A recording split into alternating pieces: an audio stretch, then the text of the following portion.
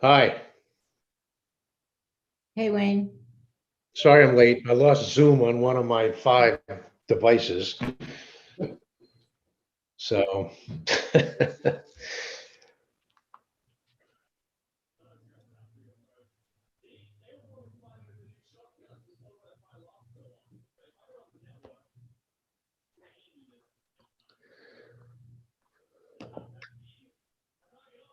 Okay, we are recording and we are live streaming, so we will get started. okay. Thank you for joining the City of Kingston Planning Board at our monthly meeting. Today is Monday, April 19th, 2021. My name is Suzanne Cahill. I'm the Planning Director for the City of Kingston and the organizer for our virtual meeting. Before we begin our meeting, we would like to go over a few meeting guidelines to help us navigate this system as efficiently and respectfully as possible. We ask that members of the public and the press remain muted and off camera for the length of the meeting. As the organizer, I reserve the right to mute anyone who unmutes themselves. Board members and city staff will control their own mute button. As good practice, we ask that you mute yourself if you are not speaking to avoid background noise and feedback. If a board member or staff wishes to speak, they will raise their hand. The chairperson will call on them before they speak by stating their name clearly for our audio listeners. The board member will then unmute themselves, state their name, and speak clearly, muting after finished. All of our meetings are recorded. Both video and written transcriptions will be made available to the public on the city website at a later date. The meeting is also being live streamed on the City of Kingston YouTube channel. In lieu of public speaking during the monthly meeting, we requested all comments to be received by 2 p.m. on Friday, April 16th, 2021. Comments could have been emailed to Suzanne Cahill, Director at skihill@kingston-ny.gov, mailed or placed in the Dropbox outside of City Hall. Written comments have been posted on the city website and provided to all board members in advance of the meeting. We'd ask persons wishing to speak to contact the office in advance of the meeting. So as the public hearing is called, those who have already indicated they wish to speak will be called upon first. For all those who are joining by audio and did not pre-register but wish to speak for a hearing matter, please text the following number, 845-443-0416, with your name and the agenda item number and the address. Again, please text your name and the item number and the address of the public hearing you wish to speak on to 845-443-0416 if you wish to be called to speak for a public hearing. If you have any audio issues, send a text message to that same number, 845-443-0416. I will repeat the number again, but be aware that phone calls will not be answered during the meeting. The number to text again is 845-443-0416. As the organizer for today's meeting, I reserve the right to lock and pause the meeting to eject anyone who has behaved inappropriately or to enter into attorney-client conference if needed. Materials for this meeting may be found on the City of Kingston website, www.kingston-ny.gov. Once on the home page, click on the Government Services tab, select Planning Projects, and then Planning Board. Thank you for your patience during these difficult times, and on behalf of the Planning Board, I wish you and your family good health. I will now turn the floor over to Chairman Wayne Platt to call the meeting to order at 6:08 p.m. Thank you, Suzanne. Hello, everybody. Welcome. Welcome to let's see, scroll down here. April 19th, 2021 Planning Board meeting. We'll begin with introductions. My name is Wayne Platt Jr. I'm the chairman. We also have members Charles Polacco. Hello. Robert Jacobson. Matt Gillis. Kevin Roach. And Vince Archer. Suzanne Cahill is our planning director. We also have Kyle Adide, the assistant planner. Alderman Don Tollerman is the common council liaison to the planning board. And we have Daniel Gartenstein, who is the City of Kingston Assistant Corporation Counsel.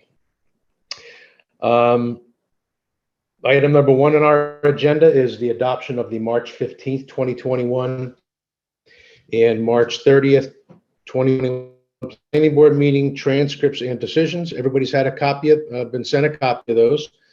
Are there any comments or additions or deletions? Anybody? Okay.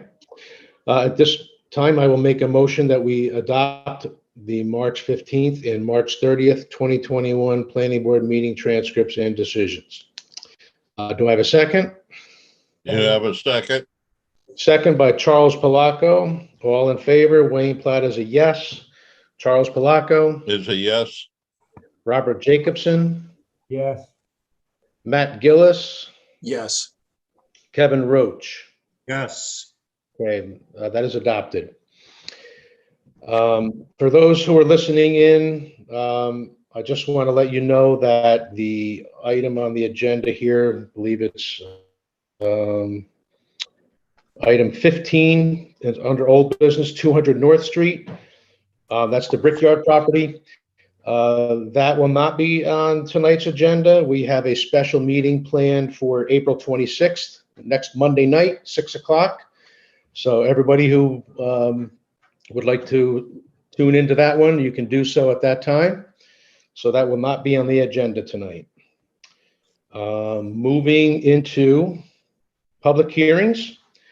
Item number 2 is 255-259 of Beale Street. The lot line deletion of the lands of Nelsie Ibe, I'm going to, pardon me for my pronunciation, Grau, and Anzek Seebeck. Section block and lot is 56.50-3-6 and 56.50-3-7.100. Seeker determination, zone RT, heritage area, also coastal zone, Ward 8, Nelsie Ibe, Grau, and Anzek Seebeck are the applicant's owners. Is there anybody besides the applicant or owners wishing to speak on item number 2? I don't think we have anybody, do we, Sue? No, we do not. Okay. Now that I really botched those 2 names there, are those folks here to talk about this tonight?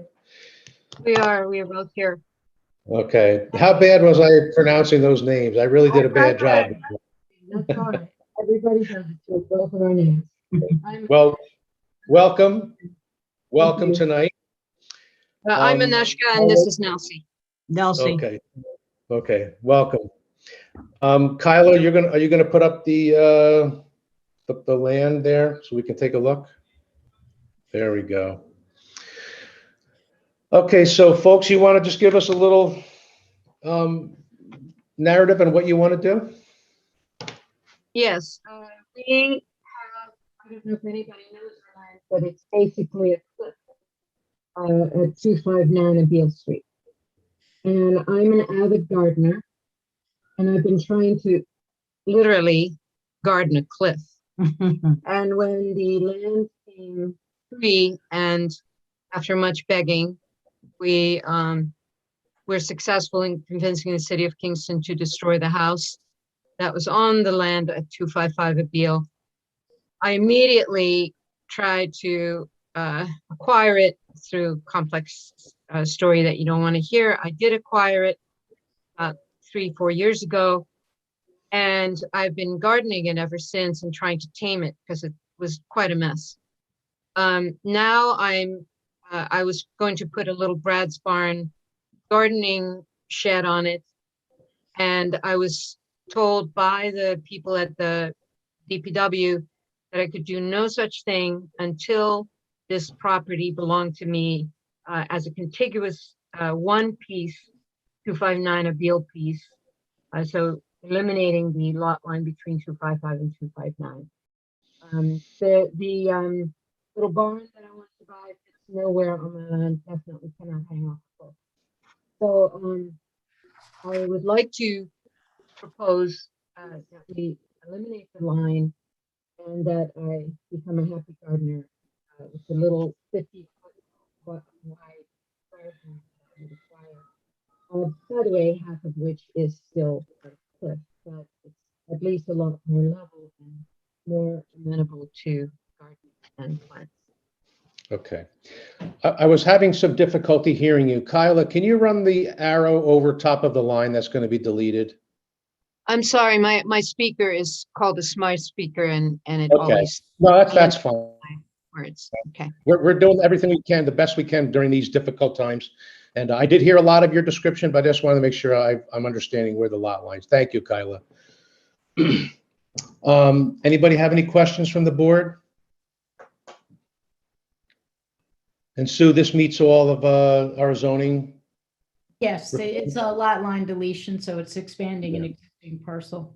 Okay. All right. Let me see here. Under seeker, this is a type 2, so no further review of the board is required. So at this time, I will make a motion. This is Wayne Platt, that we approve item number 2 with board policy 6 that will need to be signed by the owners, and written descriptions will need to be submitted and reviewed by staff, which includes the normal paper copies and 1 Mylar copy. Do I have a second on that? Chuck, is that you? Or second by Robert Jacobson. All in favor, Wayne Platt is a yes. Chuck Palaco, Yes.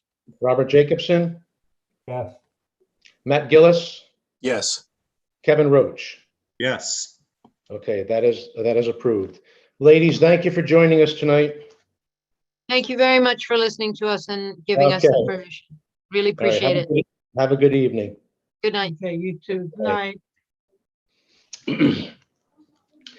Okay, item number 3 is 8 and 10 North Street and 26-28 rear North Street. Lot line deletion of the lands of Kingston Breeze Incorporated.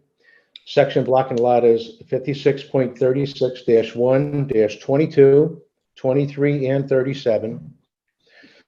Secret determination, zone RFR. It's also in heritage area, coastal zone as well. Ward 8, Kingston Breeze Incorporated is the applicant owner. Do we have any speakers, Sue, for this one? No, we do not. Okay. Okay. Hello. Hi. We, Are Wayne, you I can, Robert? we have a gentleman on the screen waiting. His name's Bill. I can represent the owner if you wish. My name is Bill Okay. Phillips. I work for his attorney. Okay. So What is your name again? I'm sorry. my name is Bill Phillip. Can you hear me? I can hear you now. Yes, thank you. Welcome. Thank you. I've never done this before, so I've never been in a Zoom conference before, so I hope I get this Okay. right. But anyway, I work for John Phillip, who's the attorney for Jeff Sabree, also known as Kingston Breeze. And if you have any questions, I can answer them, I think.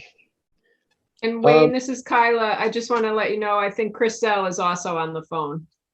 Yes. Okay. Hi, Chris. Hello. All right. You. Go ahead. I didn't realize that Chris was there. Okay. Whoever wants to hop in, just give us a little description about what you want to do here. Well, I think Chris should say what he, Okay. and then if you have more questions, ask me. Can you hear me? Yeah, I Yes. can hear you, Chris. Okay. What this is a simple lot line deletion. There's currently 3 tax parcels that comprise the Kingston Breeze property. And we would like to eliminate the interior lot lines, making one a large parcel. You can see Kylie is showing you the lines right now. That's the outbound she's going along now. And we're taking out the interior lines. One is a small one that she's approaching right now, right there. And then there's one other behind the brick building over on to the little bit farther right there. Yep, she's going along it right now. So we'd like to eliminate those lines, making one parcel that will be 5.047 acres. Okay, the buildings that we're talking about, it was the old Millens buildings back there? That's correct. Yes. Okay. And Kyla, just for other, if folks don't know where we're talking about here, can you just show where that rail trail is right there and then how on North Street? The rail trail is on the far right-hand side. Yeah. That's the trolley tracks. Right.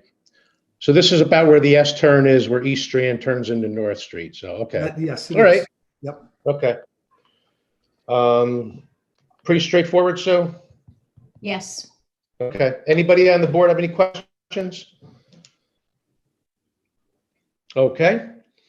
Under seeker, this is also a type 2 action, so no further review of the board is required. Excuse me. So at this time, I'll make a motion that we approve item number 3 with board policy 6 that will need to be signed, as well as the written descriptions and paper copies and Mylar copies that will need to be submitted for signature. This is Wayne Platt. That's a motion. Do I have a second on that?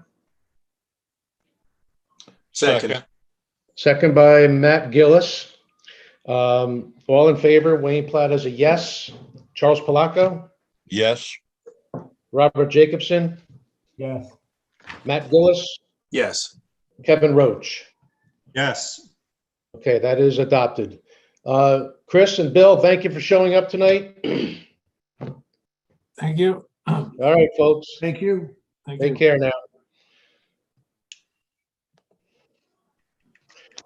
All right. Item number 4, still under public hearings, number 20 and 36 St. James Street. It's a lot line revision of the lands of Mountain Brewers LLC and Keegan Kingston Realty Corporation. Section block and lot is 56.92-4-15 and 14. Secret determination, Zone C2, Ward 4, Mountain Brewers LLC, and Keegan Kingston Realty Corporation are the applicants and owners. Any folks lined up to speak about this one, Sue? No? Okay. All right, do we have representatives of the property? Yes, this is Chris Zell again. I'm representing the owners. All right, And what we're doing on this one is Mountain Brewers owns the large one-story brick building on the far right of the drawing.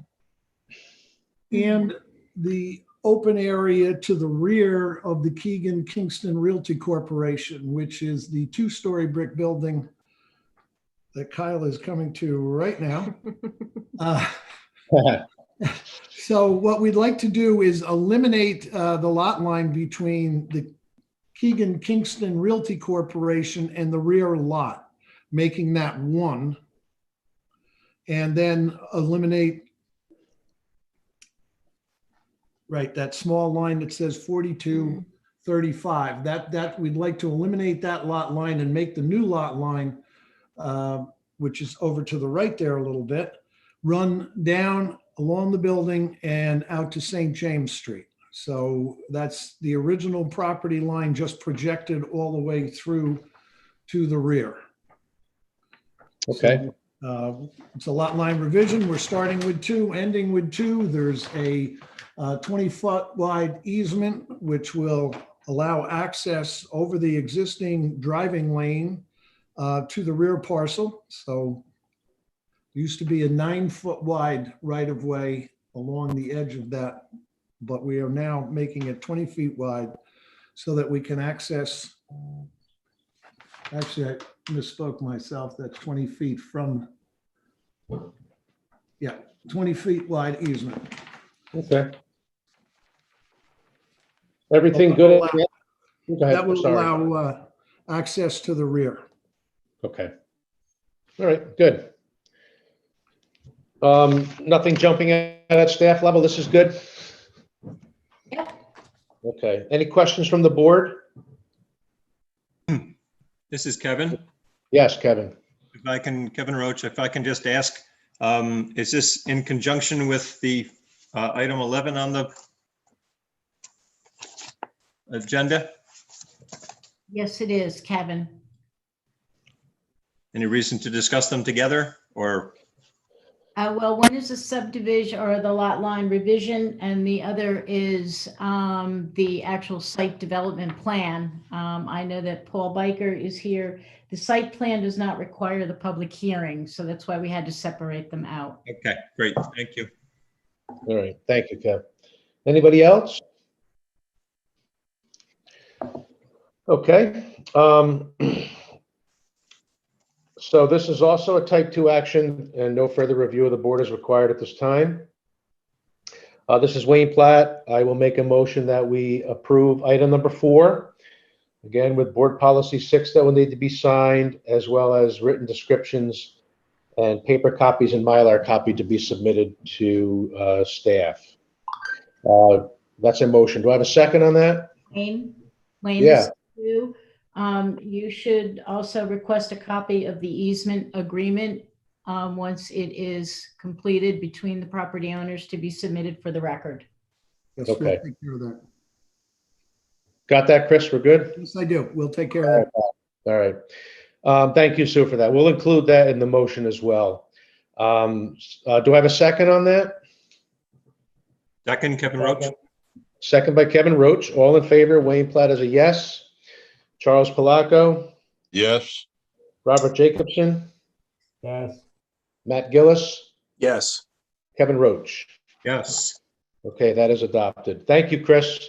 Okay, thank you very much. Good night. All right, good night. All right, item number 5 is 57-73 Summer Street. Special permit renewal for a community residence. Section block and lot is 56.33-3-1. Secret determination, zone R1, Ward 5. Wraparound Services of the Hudson Valley Incorporated is the applicant owner. Do we have anybody on here, Sue, to talk? I don't see anybody. Okay. All right. We'll bring in the representatives then, I guess.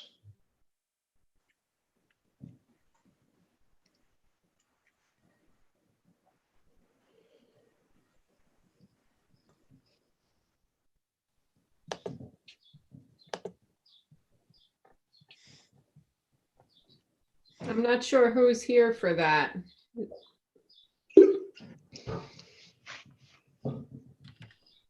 Okay. Anyone on the call now for the item number 5, 57-73 Summer Street?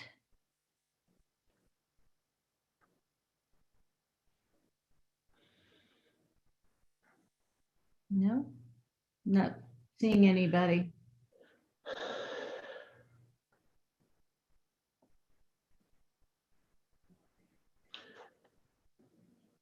Is this something we can do without, I believe so, yes. okay.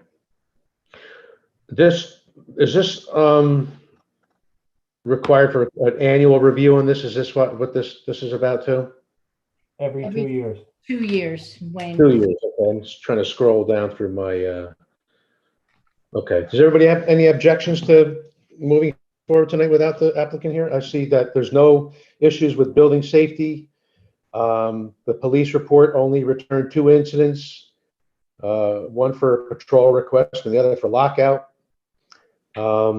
Anything jumping out at staff level with this that would cause some concern? No. Okay. Any questions from the board? Do we good with another 2-year? Everybody's good with that? Okay. Unless it changes ownership, obviously, then they'll be back for that. So under seeker, this is a type 2 action. No further review of the board is required. And so at this time, I'll make a motion that we approve item number 5 for a period of 2 years with all original conditions carried forward. That's a motion. Do I have a second? I'll second. Second. Second by Robert Jacobson. All in favor, Wayne Platt is a yes. Charles Palaco, Yes. Robert Jacobson, Yes. Matt Gillis, Yes. Kevin Roach. Yes. Okay, that is adopted. Thank you. Moving on to item number 6, is 324 Wall Street, in parentheses 313 Fair Street.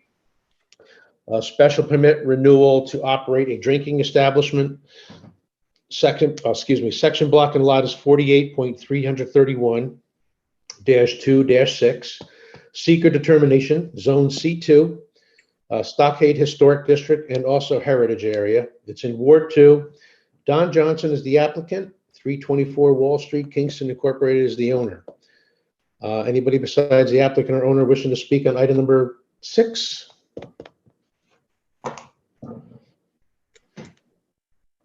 All right, and, okay, those folks are not here tonight either, right, Sue? That's correct. Okay. Seems pretty stable over there, right? I mean, there's nothing from, that's concerned to staff, right? That's right. Um, Yeah, no, they, every- and no significant issues. Only one incident for police, and that was for an alarm call, and no complaints listed with Building Safety Division or Planning Office. Does anybody have any objection to moving forward with this tonight for renewal? I have a question. Which retail space is that? This is the Stockade Tavern. Used to be Singers. Yeah, because, and it connects, I guess they got two addresses. It connects all the way over to Wall Street. Fair. So Right. you mean it's the existing Stockade Tavern? Excuse Yes. me? So this isn't new, this is just existing. Yes, it's a renewal. Got it.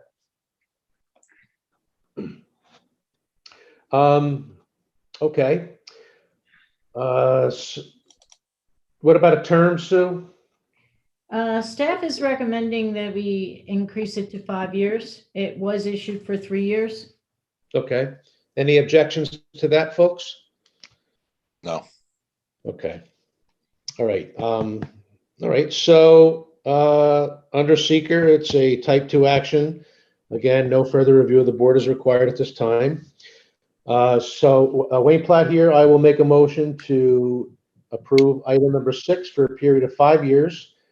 If ownership changes, the new owners will have to come in for a renewal at that time, with all original conditions carried forward. Do I have a second on that? Second, Kevin Roach. Second by Kevin Roach. All in favor? Wayne Platt is a yes. Charles Palaco, Yes.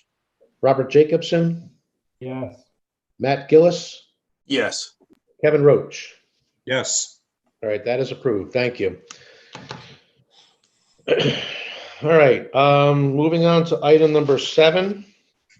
95 Washington Avenue is a special permit for a basement accessory apartment.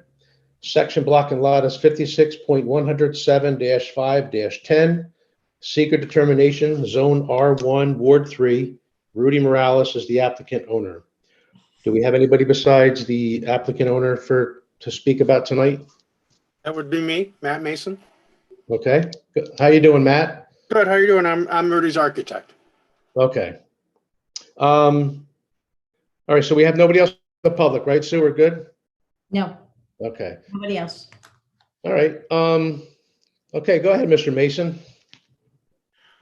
Last summer, Rudy bought, well, first, Susanna, are you across the street? Is that your place or is it someone you know, or there's a Cahill across the street? That's you? Okay, so you've seen the whole thing. Yes, Rudy bought this 2-story single-family dwelling last summer year, and wanted to renovate it. He raised it, raised the entire structure to put in a full-height basement. Renovated the first and second floor. His intent was a mother-daughter type situation. He would live in the basement and his mother and perhaps some siblings would live in the first and second floor. So he's spent a lot of time and funds to renovate this building. He's done a beautiful job. Recently, he got an offer he couldn't refuse, someone that wanted to purchase it. And it seemed to make sense to Rudy to make the finished basement a separate dwelling. He didn't make me aware of that he wanted it to be a separate dwelling. He went ahead and built it, and there is some building code issues if you want it to be a separate dwelling. So currently, right now, he is in negotiating with this buyer who's still very interested in it. And in Rudy's dealings with the City of Kingston Building Department, the building department has let him know that if you want it to be an accessory apartment in the basement, there's certain things that he needs to do. 4 parking spaces, a separate entrance in the back. There's certain fire ratings that he needs to do. So he's looking at that right now, whether he's going to do it or if the new owner is going to pay for it. They're working that out right now, but he wanted to go ahead and submit to the planning board and at least have the flexibility of the option, whether it remains a single family dwelling or if it's a 2-family. If it remains a single family, he has to remove some portions of the kitchen in the basement, minor work, but so right now he's just looking at his options and proceeding from here to make everything legitimate. This is Wayne Platt. So the building code issue that you speak of is the fact that he never got a building permit to do the work. Is that correct? He got a building permit for the 1st and 2nd floor. Okay. He says that he submitted I gave him drawings to do the basement, finished basement. He says he has told me he's got a permit for it. I've asked him to produce it and he has not yet produced it. Okay. So I'm not exactly sure if he did go ahead and get a permit for the basement. He may have, I just haven't seen it. Okay. I think that's the case, that there was not a building permit issued for the accessory apartment there, for the work there. Your business finances from anywhere with SAP Concur solution. Okay. Also, as far as the accessory apartment goes, the square footage that's allowed for such apartments for this type of building exceeds the legal limit. Am I correct with that? What is that limit? Sue, do you have that? I'm sorry, Wayne. I was trying to figure out who was Yeah. creating the feedback. The legal, let's see, I think I have it in the notes there. I think it's 600 square foot maximum, not to exceed, what is it, 25%? Does anyone see that? I just see your, is that in the staff notes? Yeah, I got a couple Yeah. things. All right, Sounds like a plan to me. all right, Let me pull that up. all right. Section D, Wayne. Okay. Okay, I see that. I see that now. No, not yet. Nothing really. Oh, I see it's, Hey, I think they're talking. I'll give you a call after this is done. Hold on. Okay, bye.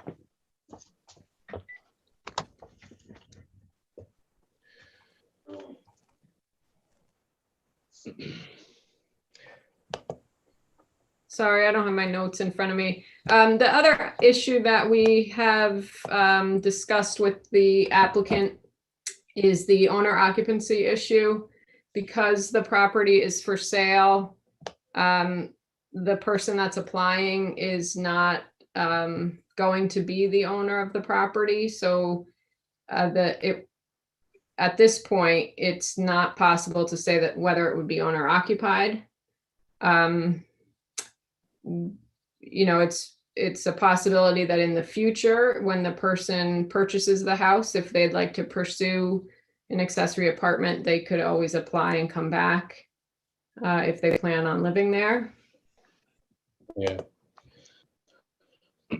Okay.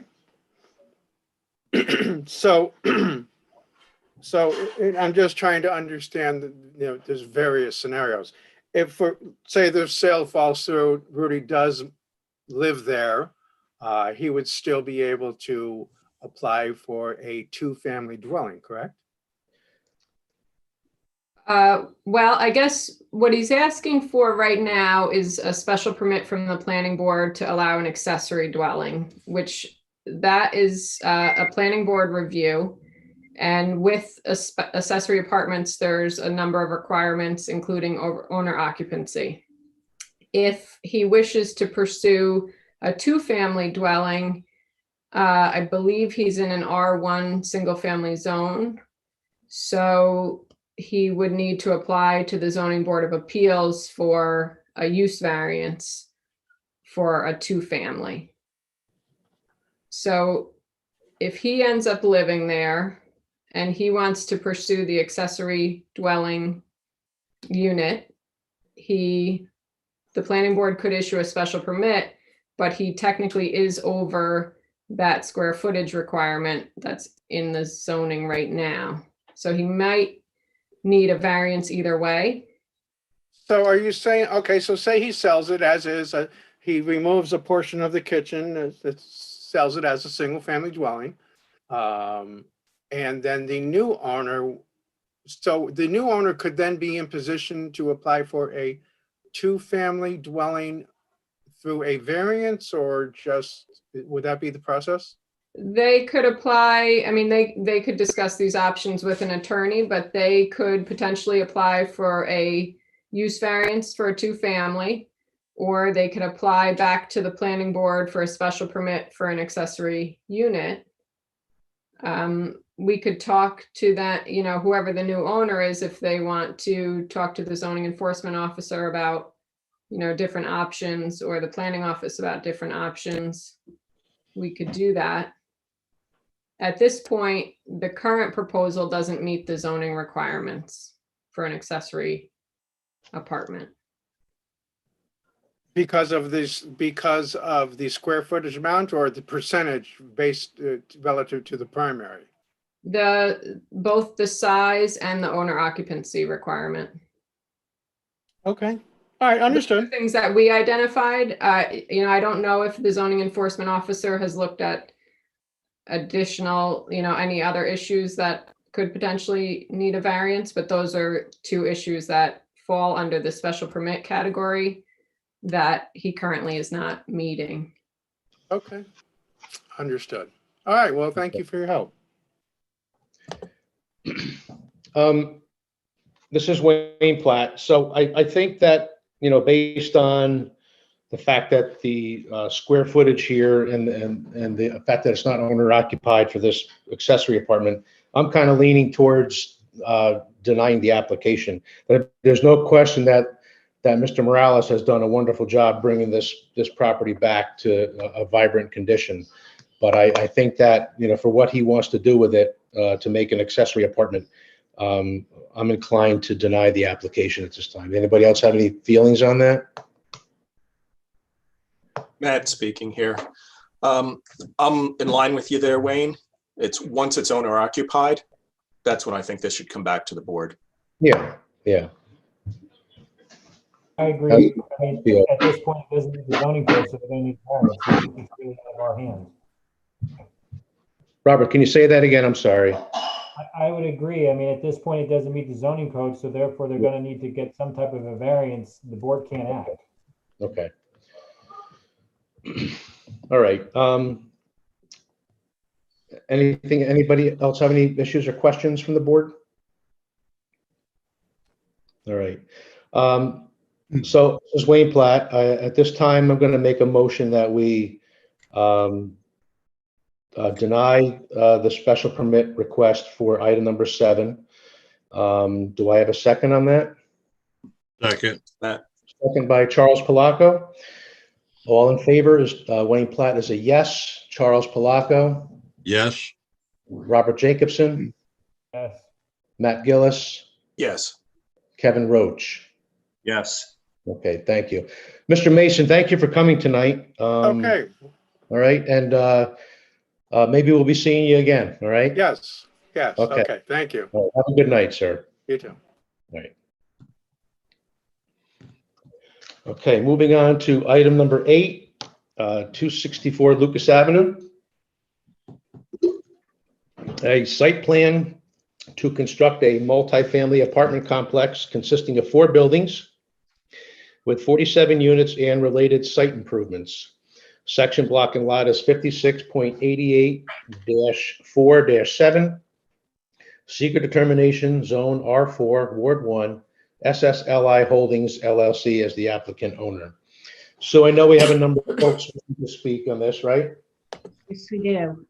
Wayne. Do you have the applicants introduce themselves first, or do you want to start directly in with these speakers? Does Robert, is Robert? I Yes, just want to Robert. repeat myself on this application as stated in previous meetings. Yes, absolutely. So Robert Jacobson is going to recuse. Vince Archer, you're hopping in here, okay? Okay. We'll see you later, Robert. Okay. Okay, Sue, who do we have to speak on this tonight? Okay, the first person is Stephen Mafia. If you were on the Yeah, line. yes, I'm here. Okay, Can you hear me? Welcome, sir. yes, we can. Thank you. Good evening, Chairman Platt, members of the board, Alderman Tollerman, Suzanne. My name is Stephen Mafia. I'm a licensed professional engineer. I have over 35 years of experience in the field of traffic engineering and have worked on many projects in cities and towns throughout the Hudson Valley area. I'm here tonight on behalf of the neighbors who live on Bluestone Court, adjacent to the Bluestone Commons proposed apartment complex. The neighbors and I have concerns, and I'm sure they'll be expressing them later, regarding the impacts of this development, and for my part, particularly with its potential impacts on traffic flows and safety. The neighbors asked me to review the Bluestone Commons submission. Those submissions included the traffic assessment prepared by Creighton Manning Engineers and the site plan prepared by Chastain Engineering. My review is summarized in a report dated April 9th, which I submitted to Suzanne for distribution to the board and other reviewers. And I assume you have copies of that or have access to that report. Tonight, I'm just going to give you a brief summary of my review and my findings and recommendations. First, as a general overview, in my opinion, accessing a 47-unit apartment complex by way of Bluestone Court, which is a cul-de-sac that serves only 10 existing single-family homes, could have and is likely to have a significant impact on traffic flow, pedestrian safety, and other environmental conditions such as noise, air quality, and visual impacts. Those conditions would obviously relate mostly to properties along Bluestone Court, as the proposed access is from the main part of the site to Bluestone Court. After carefully reviewing the traffic and site plan, I've concluded that those impacts were not sufficiently addressed by the Creighton Manning assessment or the site plan. With respect to traffic impacts, typically when we do traffic studies, the potential traffic flow impacts are evaluated by conducting a detailed level of service analysis at key intersections that will be used by the new traffic. Intersection level of service is a term used to describe the quality of traffic flow by identifying delay conditions, and that is the time it takes for cars and trucks to get through an intersection. The longer it takes time-wise, then the worse the level of service is. Such a detailed analysis would have included the intersection of Lucas Avenue and Bluestone Court, as well as other key intersections on Lucas Avenue. Creighton Manning, in their assessment, did not provide such analysis, and they cited two factors to explain why they didn't do that. First, Creighton Manning described the New York State DOT method of filtering a proposed project's level of new traffic generation to see if the detailed analysis is warranted. That filter or threshold is 100 new vehicle trips on a single approach to an affected key intersection. So in the case of Bluestone Commons, in order to trigger a detailed analysis at Bluestone Court, or for that matter, any key intersection along Lucas Avenue, this threshold would only be exceeded if the development was for over 260 apartments. Obviously, a significantly larger development. In my experience, that threshold is applicable when the roadway is a high-volume state or local road, where adding 100 new trips would increase traffic by more than just a small percentage. On Bluestone Court, that increase in traffic from the 47-unit apartment complex on a percentage basis would be very significant and should have been analyzed in detail by conducting the level of service analysis I just described. Their second factor was based on a 39-year-old, going on 40-year-old article in the ITE Journal. That's the Institute of Transportation Engineers journal report that hypothesized an unverified approach to evaluate when additional traffic on a low volume street would be considered, quote, too much, unquote.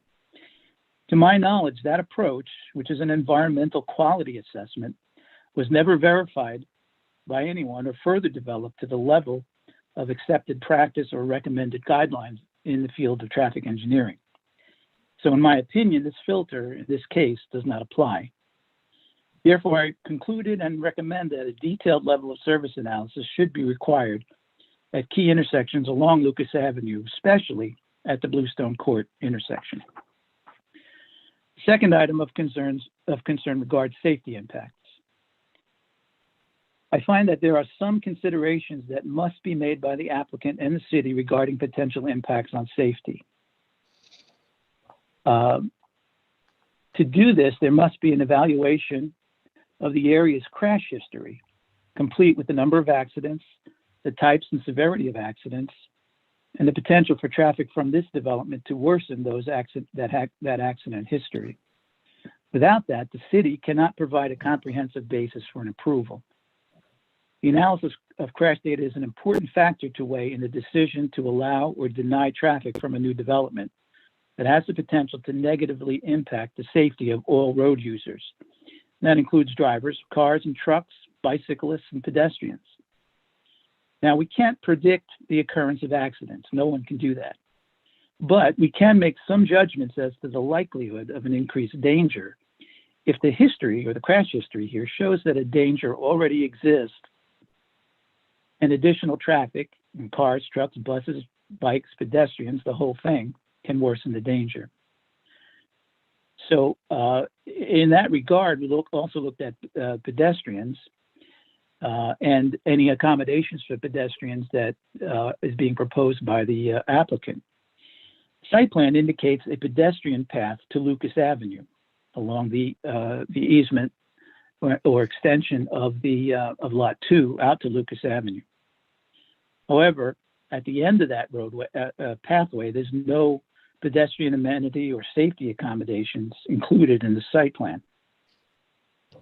Now, where the path would end at Lucas Avenue, nothing is shown that would provide for safe pedestrian access to Lucas if people were to walk out from the site to Lucas Avenue. When they reach Lucas Avenue, pedestrians will be essentially unprotected from passing traffic. Furthermore, if vehicular access is not at Lucas Avenue, but a pedestrian access is, it's unlikely that the applicant will clear out any existing vegetation, which the Creighton-Manning assessment admits severely limits sight distance. So with limited sight distance at the end of the walking path and no sidewalks or crosswalks on Lucas Avenue, pedestrians will be placed in a very dangerous condition, directly exposed to through traffic on this busy collector road. My findings and recommendations in this regard is that a crash history of Lucas Avenue and Bluestone Court, as well as other nearby intersections and segments of this busy street, which was to be submitted by Creighton Manning, but wasn't as of the writing of this report, must be submitted.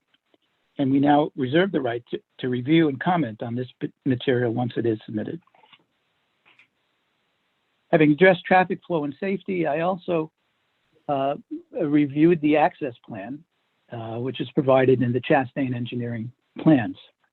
Essentially, I determined that the applicant has not adequately addressed or explained why an available 30-foot wide right-of-way to Lucas Avenue from the main part of the site has been ignored as the obvious route for the project's full-time access, opting instead for connecting to the Bluestone Court location with the associated negative impacts that I described in my report.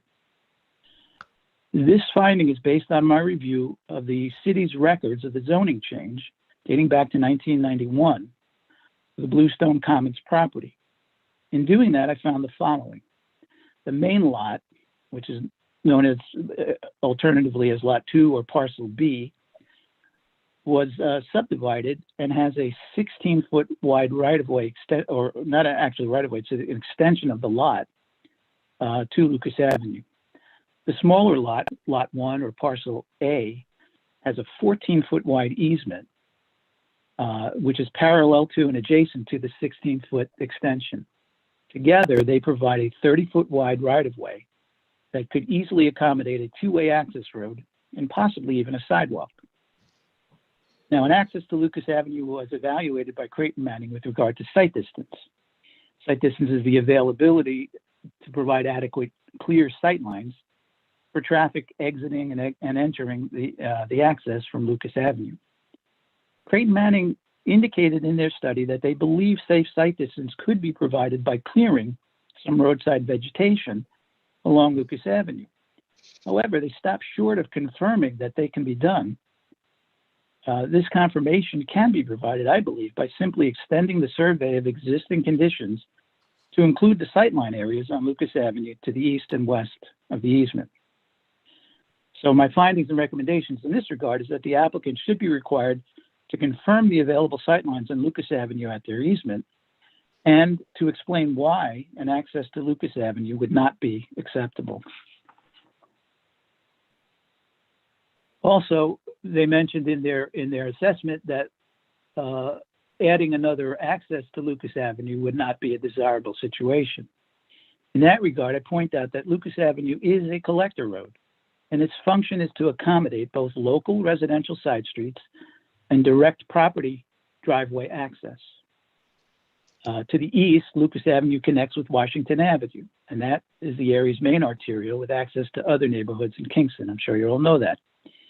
Washington Avenue then provides access to a regional system like the Thruway.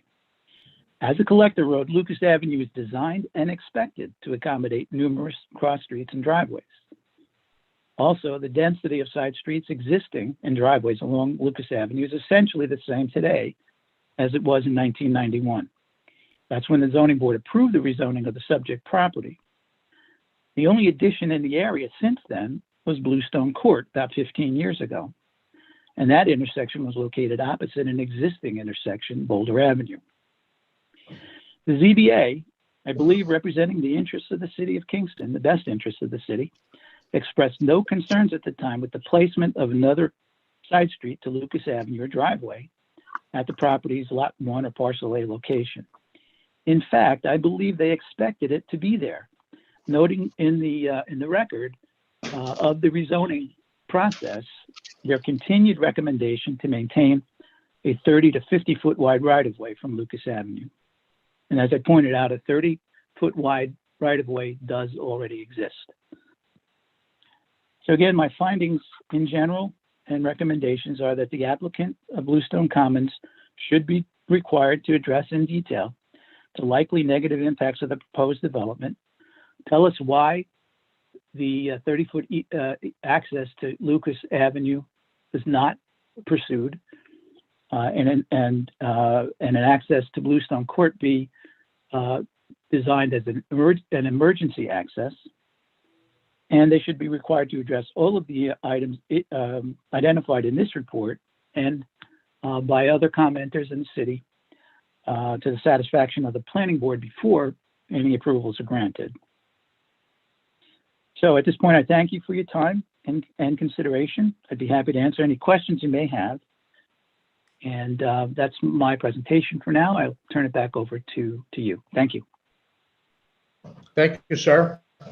Okay. That was very detailed analysis, and I appreciate it. And Sue, who's our next speaker? Next speaker is John Dowley.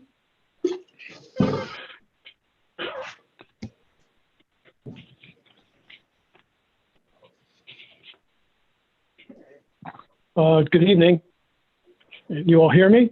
Yes, we can. Oh, great. I want to thank you for the opportunity to address you regarding the Bluestone Commons proposed development. I appreciate the time. First, I would like to restate that I support the development of this 2.698 acre parcel in a way that would enhance the existing neighborhood and the city of Kingston. I know that others of my neighbors share my view in this regard. That said, the proposed development consisting of 47 residences within 4 buildings and with sole access from Bluestone Court simply does not work for several reasons. Most obvious reason is that the development is simply too big for the property. The current design in its base form only provides for 4 buildings and a parking lot. There is no room for open space, considering that 2.59 acres of the available 2.69 acres will have to be disturbed to accommodate it. The planned ingress and egress from Bluestone Court, adjacent to 2 existing driveways, is a design that does not consider nor anticipate the negative impact to the 2 properties immediately adjacent to it.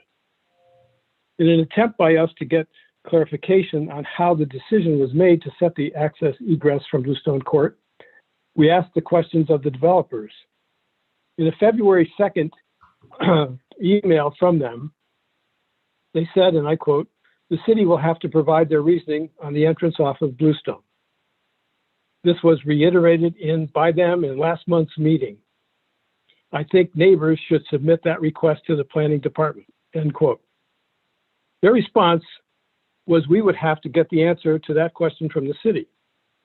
After several attempts to get the answer from the city, we still do not have it. So we must therefore conclude that there was no city-sourced decision about where the entrance to the development had to be. At the last planning board meeting, the developer indicated that all or most of the construction vehicles would access the development via Lucas Avenue. If trucks and other construction vehicles can safely access the site from Lucas Avenue for an extended period of time during the build-out phase of the development, then that access can be safely designated as the main entrance exit for the residents of any proposed development. The access to the development from Lucas Avenue is safer, more convenient, and preserves the stability of the Bluestone Court neighborhood. Additionally, there are no sidewalks on either side of Lucas Avenue in either direction from Bluestone Court down to Burhan Street heading into Kingston, and none on either side of the street of Lucas Avenue heading toward the town of Ulster line. What this indicates to us is that the residents of Bluestone Commons will be using their cars, not walking on Lucas Avenue. This will reliably contribute to more traffic on Bluestone Court, which was originally designed to accommodate 10 residences, not 57. There has been no discussion that I am aware of, nor indication that the plans for the development have been fully reviewed by the Department of Public Works, the Water Department, Central Hudson, or the City Engineering Department. In fact, the city planner questioned the developers regarding their communications with the City Engineering Department at the first review of this plan by the Planning Board several months ago. At the time, it was clear that there had been no communication. Hopefully, it has happened since that time. But inevitably, it begs the question, how can you make an informed decision on the feasibility of and the impact to property taxes for this development without input from the parties responsible for the infrastructure? And my final comment to you is this. We appreciated very much your coming to our neighborhood, to the site, to see it for yourselves. Nonetheless, the sight of your cars parked along Bluestone Court gave us a good preview of what the street will look like if you approve the project as it is currently planned. Where are visitors to the development going to park? What happens when it snows? How safe does that make the street for the young children who live here? The impact to safety, the livability of the neighborhood will be severely diminished if you approve this project. It is our hope that the Planning Board will take these issues, among others, into careful consideration while reviewing the proposed development plan and reject the Bluestone Commons proposal in its present form. Again, I appreciate the opportunity to speak to you. Thank you. Thank you, sir.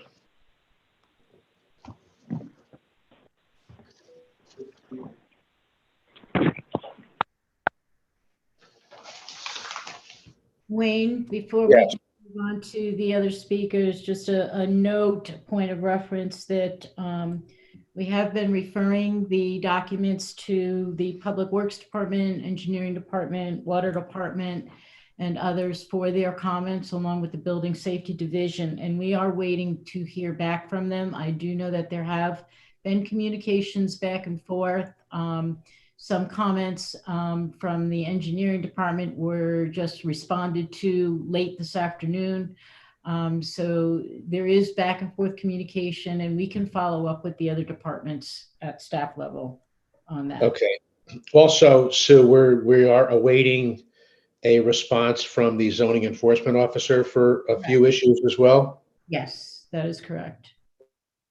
What are those issues? The variance issues were the usable open space question and front and rear yard setbacks. Okay. Those were the two major ones. I don't know if he's identified any other aspects. Okay, so we're still waiting a word back from him as well, right? He is looking at the plan as a whole, yes. Okay. Okay, so the next speaker is Carol Dowley.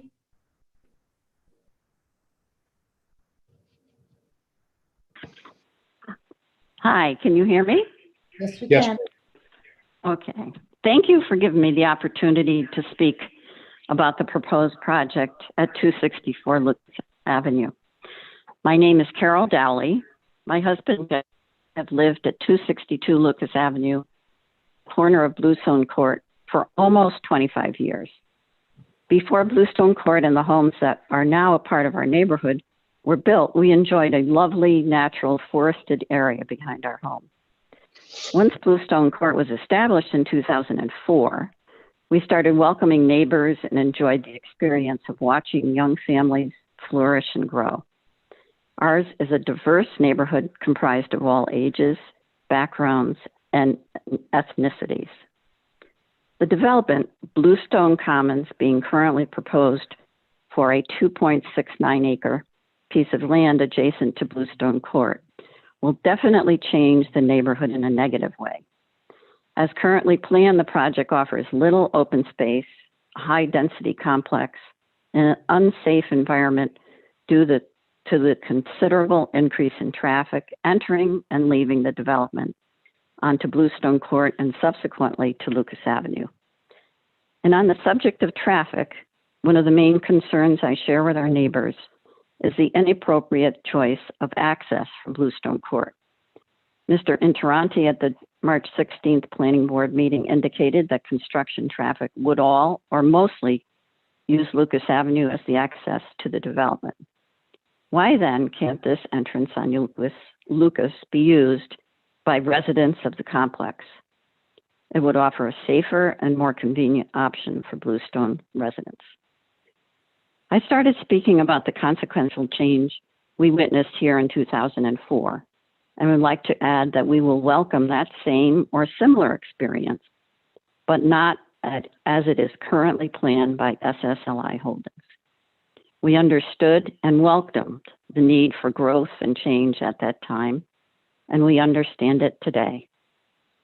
I am adding my voice to the others who speak tonight about the critical need to reject this project in favor of a living space that will offer less density, more open space, and a reasonable and safe access, all three of which will maintain the character and integrity of the existing environment. And thank you for the time to speak. Thank you. Thank you, ma'am. The next speaker is Pat Lopiano.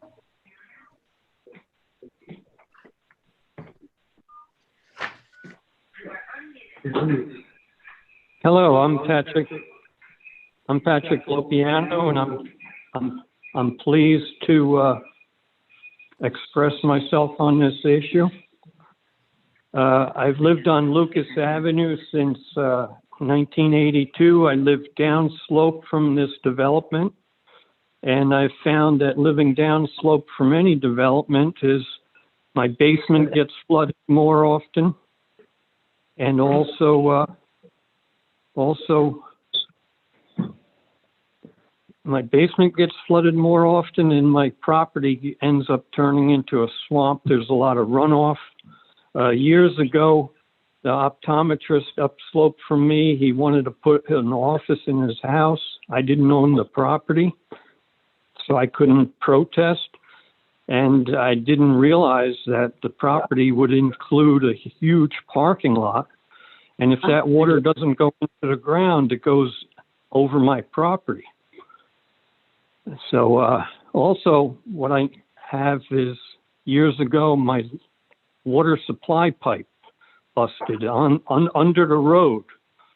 The plumber dug it up. It ended up being a lead pipe that got crushed by the extra weight of trucks. This was put in back in the 1920s and 30s. They didn't expect this kind of traffic or these big of trucks. So my water pipe got crushed. And another thing I see living on Lucas, well, in the morning at 6 o'clock, I feel like my pillow is right next to the thruway. The amount of traffic going by and the noise, people don't go 50, they don't go 35. They're doing about 50 or 60 to get to work. And if you're going to have more density up here, it's going to be worse. And another thing I see a lot of people walking up Lucas. There are no sidewalks. One thing that you need to plan with, if you want to develop anything, is build up the infrastructure first. It's like putting a saddle on a horse. You got to do that first. Can't be developing without planning. I know you're the planning board, but let's put in infrastructure, which is going to cost us more tax dollars, of course. Another issue I have is all the citizens around here have been paying taxes for years to build this existing infrastructure. And then you have developers that come along and tap into it. And they tap into it to make a profit. And then they have the nerve to turn around and ask the city for a tax break. We bought and paid for the infrastructure that exists. But anyway, I just appreciate being able to express my views on this. Thank you and take care. Thank you, Mr. Locano. The next speaker is Alderman Jeffrey Ventura Morel. Jeffrey. Good evening. Can you hear me? Yes, we can, Alderman. Hi, this is Jeffrey Ventura Morel. I'm the Alderman for Ward 1. I thank you all for allowing me to speak tonight. And I just wanted to speak and express my support for the concerns of my constituents along Lucas and Bluestone Court. I've been hearing concerns from a lot of residents, not only the neighboring properties, but property owners all along the ward. It is undoubtedly that this project will severely impact not only traffic, but quality of life and density of the area. So I ask you to please take their concerns into consideration before you make your final declaration. Thank you for allowing me to speak, and good evening. Thank you, sir. Thank you. The next speaker is David Gordon.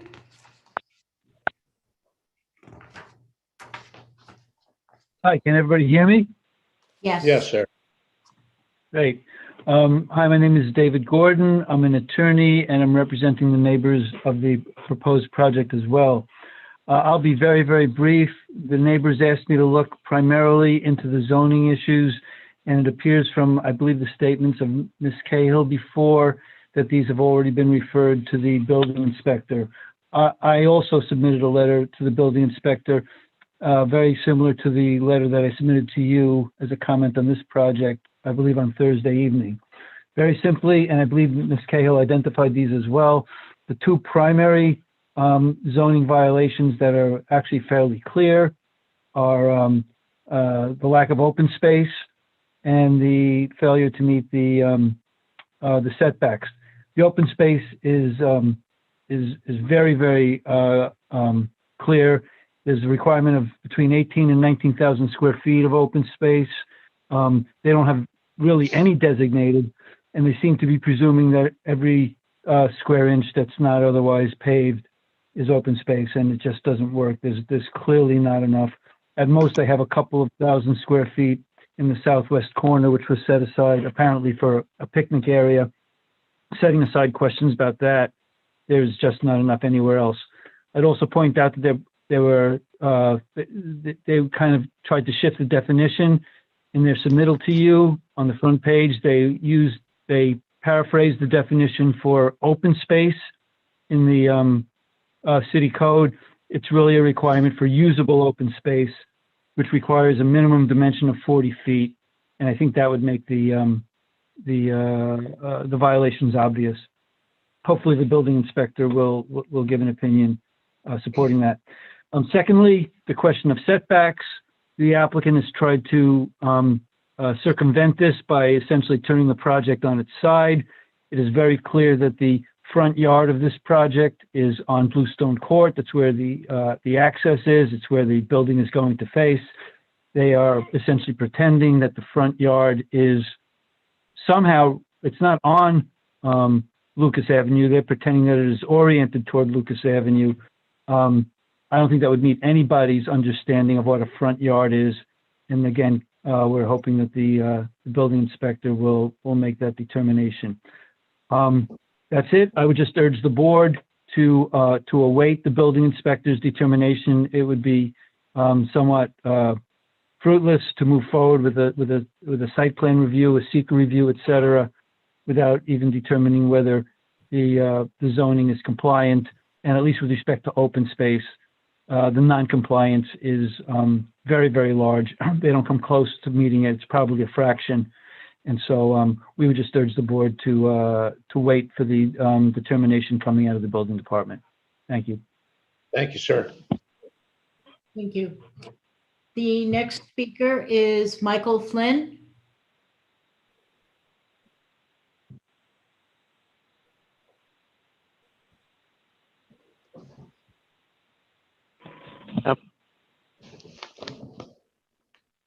Hello?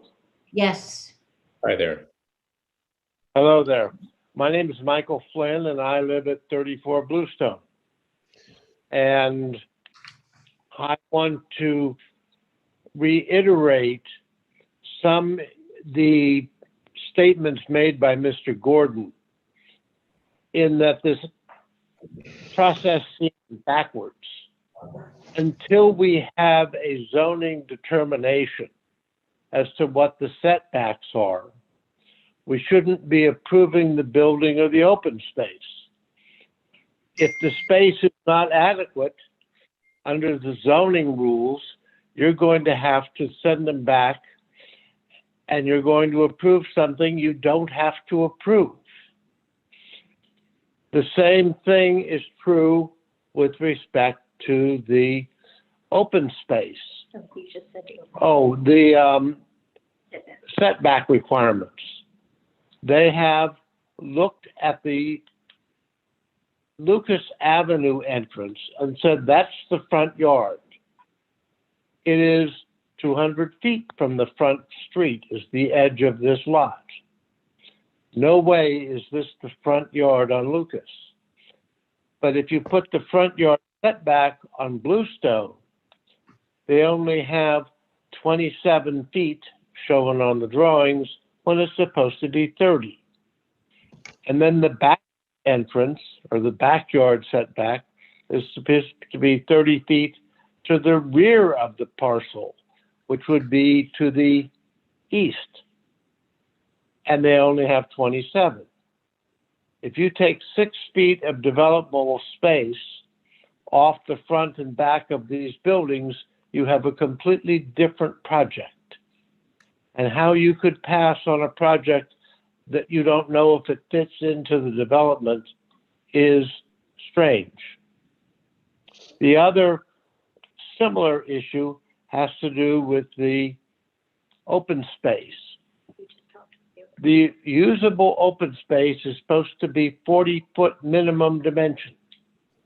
There are no dimensions shown on the architectural drawings for any of the open space. So there is no way that anyone can determine that there is 40 feet minimum.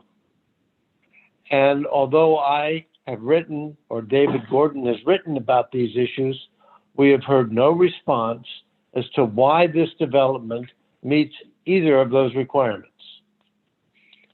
We also have issues with respect to the disability provisions of this development. The building, when we first raised the disability concerns, there was nothing in these drawings about disabilities at all. When we raised it, they made changes to the exterior of the building. They have done nothing to the interior of the buildings. If you change the interiors to accommodate the space required for wheelchairs in usable kitchens, usable bathrooms, and pathways for wheelchairs through these units, you're going to have to make the units larger. And if you make them larger, the walls are going to change, and you're approving things that are going to move. In addition to ADA or Fair Housing Act, the provisions in the Kingston Code are mandatory that you should not approve vast expanses of concrete for parking areas. There is a limit to 12 spaces. It's mandatory. They shall not approve any more than 12 spaces in a row. In front of each of these 4 buildings, there are rows of 16 parking spaces separated by a picnic table and another 16 spaces. I don't know how this meets code, or anyone could even pretend that this would be compliant. The Kingston Code also requires that this development conform to the neighborhood. The neighbors argue that there is another apartment building that is contiguous to the developer, that this is contiguous to another multifamily development. That is true, but a stretch. There is to the rear of this parcel another parcel that you can hardly see from Lucas Avenue or Bluestone, and is a 20-minute walk to reach that other property. Everything else in this neighborhood is a single-family dwelling. And that's what you have to find this conforms to.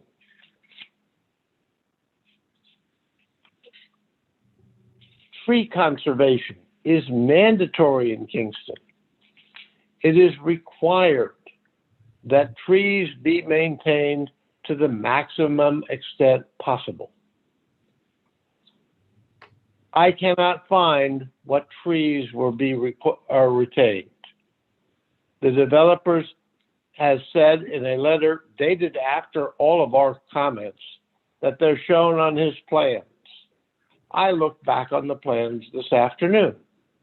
I could not find any trees that are marked as being retained. I cannot believe that this is retention of trees to the maximum extent possible. Rather, this is a development as dense as you can make it to the maximum extent possible.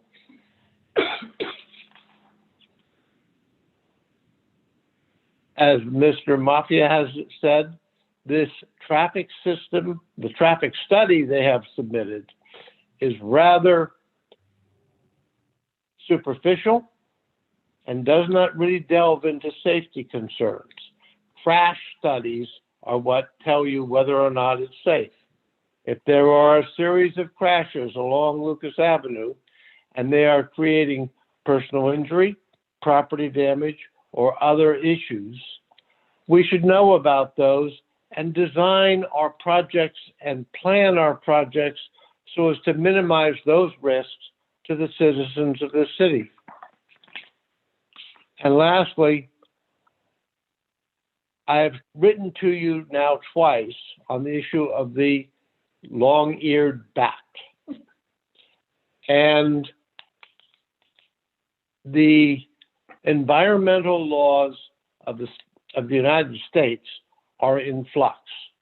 A court has ruled that those standards to protect the bat are improper, not enough. We need more, but they didn't say what. So the federal standards for preserving the bat are unknown. We also know that the present development is relying upon those standards to develop this parcel. So we know what is being proposed is inadequate. We know that federal court has ruled that the present standards are not compliant with the Endangered Species Act. But we don't know what is. What we should at least know is, are bats present? A study can determine that, and right now no one knows. Do they use the trees on this parcel for roosting? Are they, if you cut them all down, as is proposed, will that endanger the species? We don't know. Can you leave some trees or some group of trees and save a good portion of the habitat? We don't know. And the developer is asking you to approve a development without knowing the environmental consequences. New York environmental law does not allow that. We are to investigate every potential environmental impact, and the effect on the bat is certainly a potential environmental issue. Thank you. Thank you. Thank you, Mr. Flynn. The next speaker is Mark Nelson.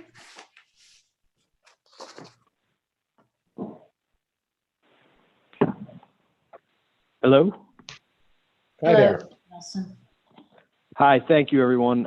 Thank you for the time that you're giving me to speak. I will try to be brief. I've submitted a letter outlining a lot of my objections, and I just want to just give a little detail to that. I live at 54 Bluestone Court. I've lived in Kingston my entire life. We purchased our home on Bluestone Court in 2009. Since then, I've raised 2 girls and taught them how to ride bikes on this street. I'm currently raising a 5-year-old son and teaching him as well. If this project is created, the excessive traffic generated by this 47 unit apartment complex will make it too dangerous to let my son ride his bike. I've submitted to the board a more detailed letter expressing my objections to this project. This includes the errors in the Creighton Manning's traffic study that were outlined in Mr. Mafia's report. Finally, I have grave concerns about the project using the existing water and sewer lines on Lucas Avenue. There have been multiple breaks in the water line at the intersection of Lucas and Dunham Avenue, breaks as recent as June of 2020. I would hope the city investigates the current status of the water and sewer lines on this project that they will be tapping into.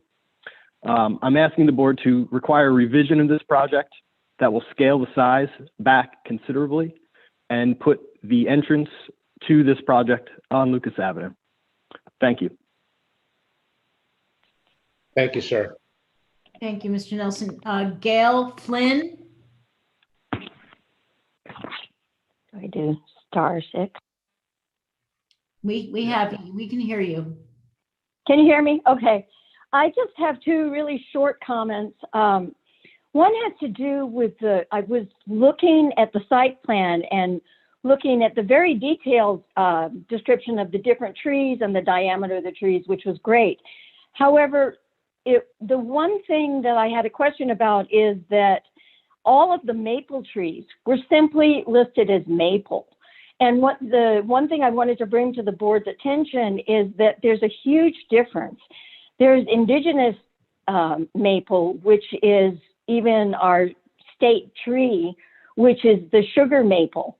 And some of those exist on the lot right now, and those are very important for local fauna and should be given preference not only for aesthetic and beauty reasons for the development, but also for the entire animal and insect and bird population in the area, because the indigenous sugar maple is a lot more important than, say, the invasive Norway maple that also exists.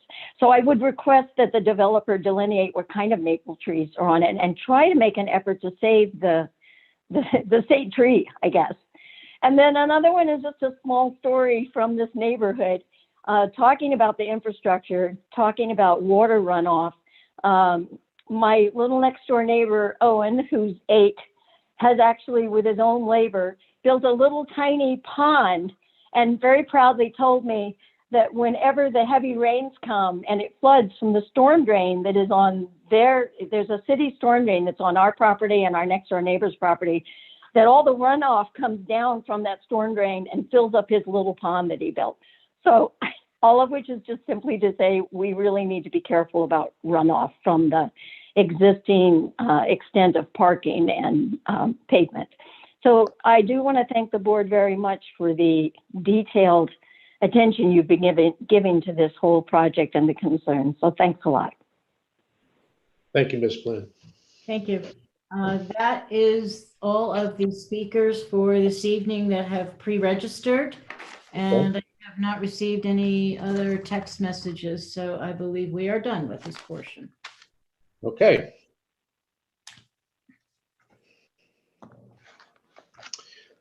Let us welcome the applicants.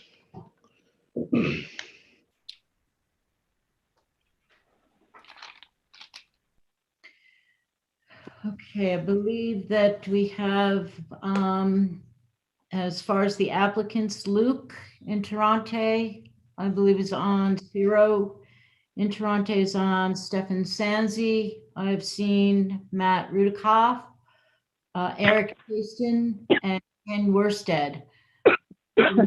The development team, if you could unmute and open your videos.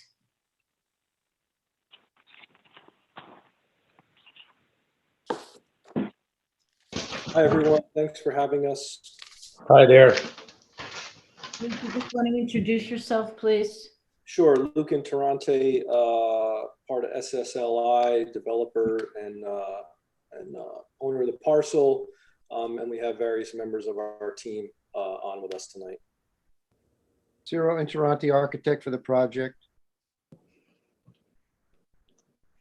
Stefan Sanzi, partners with Luke and SSLI Holdings. Eric Chastain, engineer for the project. I'm Matthew Rudikoff, the environmental planner for the project. Hello there. I think I'm last. I'm Ken Worsted with Creighton Manning, traffic consultant for the applicant.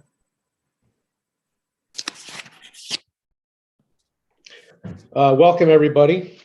I know we continue to hear a lot of the public speaking about some of their concerns about this project, and I know that a revised plan was submitted on the 14th. I think that's when the planning office received it. Kyla, do we have something to see with that? Can you throw something up there? I don't know if you have anything available. Yeah, I could put up a site plan, the revised site plan. It's just loading at the moment. I know it's on the city's website. So while we're waiting for that, I know I just wanted to reiterate that we are still awaiting some determinations from the zoning enforcement officer. I know there's issues with concern about the usable open space and the setbacks. And we are also, as Sue mentioned earlier, waiting for a word back from the various city agencies like engineering, water department. And we're also still involved with the secret process too. So While we're waiting for this to load, Luke and Stefan, do you want to speak to anything right now? I don't know if we want. I know you have have Ken here, Ken Worsted. I don't know if you want to. Oh, there we go. Go ahead. Yeah, I'd like to just run through quickly a couple of higher level things, and then I think Ken wants to speak to the traffic. Yeah, we did provide an updated set. I believe the revised set is dated 4/10, sent somewhere around 4/12 or 4/14 that you guys are looking at now and have on the site. The two big items to note, I think, would be those zoning things in regards to the setback and the open space. So number one, as in any project that has frontage on two streets, we try to make the best decision as to what's the front and what's the side. The difference being 3 feet. We've gone over this a few times, and we can most certainly make an adjustment. And we've had that discussion with Eric. Let us know what you would like to determine as the front yard, and we'll make the adjustment. Additionally, to follow that, which I think solves all the setback issues, is we can actually make the setback 30 feet on every side. So it's really not going to make a difference to us, despite what some of the comments have been that taking 6 feet out of the project would be an enormous disruption and cause a huge revision. It's actually not the case. It would be a very minor revision, and we wouldn't even have to change the sizes of the buildings. We could shift everything inward that 3 feet on either side. So our stance right now is that whatever feedback we get from Eric in zoning, we will incorporate that, and it's not going to be anything that causes an issue for us. And then number two, on the open space, again, comments alluding to how little there is that's actually qualified. We have an updated plan in the new set that shows the usable open space. We have a total of 21,000+ square feet, with the requirement being 18,600 square feet. All of these spaces were discussed with Eric, kitchen and zoning, myself and he on a phone call where we looked at the plan and went over it. So the indication to us has been that these areas that we are showing now on this revised plan, not the original plan, are actually allowed. And even if there was some that were in contention and needed to be taken out, we still do have a buffer there. So we do feel like these zoning issues will actually be resolved once we hear back from Eric. Okay. Also, are we lacking some definitive screening schedule on this at all? Are we lacking anything there? Well, they have, excuse me, they have submitted an updated landscaping plan. We've started to review it. I've gotten through some of it and made some comments. We would like to be able to send our feedback to the applicants again. Between last month's meeting and this month's meeting, both Kyla and myself were able to meet with both Stefan and Luke. And I thought that that was a very good opportunity for us to go through all of the staff notes. We haven't quite followed up on all of them within this set of plans. We're also looking to see how the public's comments have been addressed in the plans. So it's a lengthy process. We're still working through it.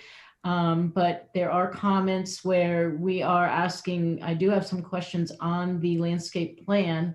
Specifically, they are identified. I don't know if we want to get into that detail at this point. They are in the staff notes. Okay. Yeah, Wayne. And this isn't a criticism. This is Wayne. This is not a criticism by any means, but the planning office had received these updated plans, the revised plans, on the 14th. So there really hasn't been much time, between that point and now for them to, totally review the whole thing and for us to review it as well. So, and it's not the first time things like this happen. I know things happen, and that's just the timing of when the update was submitted and the process for reviewing these at the staff level too. So, but that, and again, that's not a criticism. I just wanted to make that aware and put that on the record as well. Wayne, also, if I could just jump in, I need to clarify one issue. As Mr. Gordon indicated when he spoke, he has submitted a formal request for an interpretation from the zoning enforcement officer that triggers an entire process through the ZEO. I have been in contact with Mr. Sanzi, who has passed me on to his attorney. My expectation is that written submissions are going to be submitted in response to Mr. Gordon's formal request for an interpretation. So while Mr. Intermonte is on the one hand talking about discussions with Eric, it has to a certain extent elevated to a different level at this point because the formal interpretation has been requested. So this is no longer just an issue of discussions between the applicant and the ZEO. This is a formal interpretive process that has been triggered by Mr. Gordon's letter. Okay. And we understand that. To clarified, I was giving information based on prior discussions with Eric on that led us to this current revision. Right. Since and this is changing daily because we just received the formal request. I'm not even sure if that's been formally served or provided to you yet. Yes, correct. We understand that, and we've already let our attorney know. So we're well aware. Thank you. Okay.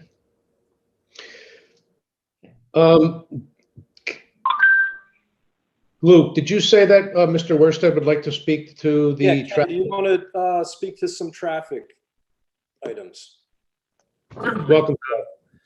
I'll leave it to the discretion of the board about how detailed you prefer I get into or not. We did receive Mr. Mafia's comment letter last week, as well as some of the other resident comments, and we started to prepare a response for that. I was reminded about our accident request to DOT, and it chimed in with me that we still hadn't received something, so we did reach out to them. They are still processing that request. It has taken longer than they typically take, but we did check in with them. They said they still have it. They're still working on it. So that information is still pending. And what aspect of the traffic study is that, Mr. Worsted? That's in regard to the crash history. So DOT, we did reach out to the police department, but police departments tend to file their information based on like a case number and a date, because it's easy to look up in that fashion. And all that information gets compiled by a department in DOT, where they, in addition to placing it both with a date, they locate it on the street. So it's much easier to ask them for a segment of road or an intersection and request accidents for the latest 3 years or 4 years, whatever you wish to see. Okay. So that, relative to that information, DOT is still working on it and getting that stuff back to us. Okay. Relative to some of the other comments, I appreciate that there's a big difference in traffic that's occurring here. You have a road that was constructed presumably to city requirements, city specifications. I would argue that the road wasn't designed simply for 10 homes. The road spec could have accommodated 20 homes or 30 homes. It didn't matter how many homes were on it. It meets a certain width that, meets city code. However, the land that was available to it happened to be 10 homes. I would note that there's a couple of other lots still on the property that haven't been developed, including this one. When the project was developed or anticipated in 1991, I believe that the only access the property had was out to Lucas Avenue. So when the lot 1 and lot 2 were subdivided, they had to provide some type of access to it. And later on, when in 2005, when Bluestone Court was developed, it created a, give or take, 150-foot frontage adjoining this parcel. As time went on, obviously, homes were built over different times. From what I can find online, they range from 3 to 4 bedroom, 2.5 to 3.5 bath. And that isn't going to be the same as these apartments. The apartments are going to be smaller. They're not going to generate traffic the same as a single family house would. So with 47 units in it, you wouldn't expect the same traffic you would get from 47 single-family homes. It's not an apples to apples comparison. The apartments generate fewer trips per unit because they're smaller. You know, you have fewer people in them, smaller families, you know, et cetera. So when we analyzed the amount of traffic coming in and out, we went to the Institute of Transportation Engineers, and they compile all different kind of land uses and put these together. And they had taken a look at, you know, apartments. They have it, you know, as a classification, and they determined how much traffic would come out on a per unit basis. And those are the standard methodology procedures we've used to estimate this project. And following those procedures, we estimated that this project would generate about 23 trips in the morning peak hour and 30 trips in the afternoon peak hour. In comparison to the 10 homes that are on there, the morning peak hour is about roughly double, you know, so if you had about 10 cars coming out on Bluestone Court in the morning today, after the project, it would go up to about 23. And if you had about 10 or so in the afternoon has about 11, it would go up to a 30. So in general, roughly a double to a triple, you know, increase in terms of volume coming in and out. That sounds, you know, significant, you know, double to triple. But from a traffic engineering standpoint, how much traffic could you fit in and out of Bluestone Court before you start to see impacts? If you had 5 cars on Bluestone Court today and it doubled to 10 cars because someone happened to have a birthday party or house party or something like that, you wouldn't immediately call for, you know, needing a traffic signal or widening the road or doing any of those things. And that's the situation that we're in. We've got a low volume road. It has additional capacity to accommodate more traffic. And we are increasing that traffic to numbers that I stated. And we took a look at the traffic volumes that Mr. Mafia had diagrammed out in his letter. And we built upon that. We took the traffic from this project, we assigned it to the intersection. We did a detailed analysis. That analysis found that the Bluestone Court approach, it operates at level service B in the morning and the afternoon with roughly 13 seconds of delay. And that delay is representative of what the average delay for a vehicle would be to come out. Some might be quicker, some might be longer, but that's the average. So we have this existing condition or this no build condition at 13 seconds, and then we added in the traffic. Now traffic volumes, we may have tripled that, but in terms of delay, we only go up by 1 second. So the approach still operates at level service B after the project is done. Delays increase by 1 second. And relative to a detailed analysis, that's not significant. We did explore how much more could we build or put onto, you know, this site, and reasonably you can't put this number on, but we increased traffic. We increased it by about 1,300 to 1,500%. That means instead of building 47 units, we said, well, what if we build 285 units? What if that was possible? We're talking like 7, 8 stories tall buildings. It's not something that would be proposed, but we wanted to explore it. And what we found with that is we would get a 5-second increase in delay coming out of Bluestone Court. So even going from 14 seconds to like 19 seconds, that traffic engineering wise isn't a significant increase, but you can see that the court itself still has a lot of reserve capacity there. It could accommodate a lot more, you know, traffic. Those numbers aren't realistic. No one's proposing that, but it just gives you a little bit of an example. So that letter was submitted to the board this afternoon. I'm sure in the coming days it'll get circulated and distributed to the rest of the board members. Thank you. Thank you.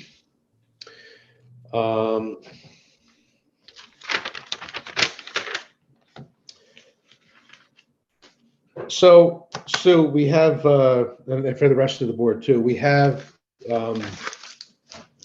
seem to have a conflict between different traffic studies, and I'm not by no means a traffic engineer. So, Sue, do you have any suggestions what might help?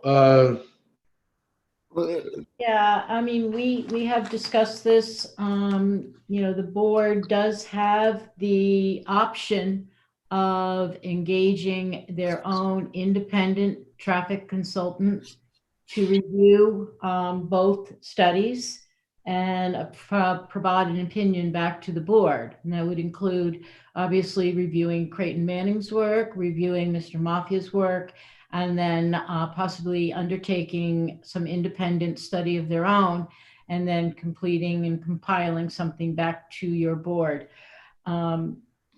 Traffic is obviously, traffic and access both are obviously one of the main concerns of everyone involved, including, the board, the applicant, and the neighbors.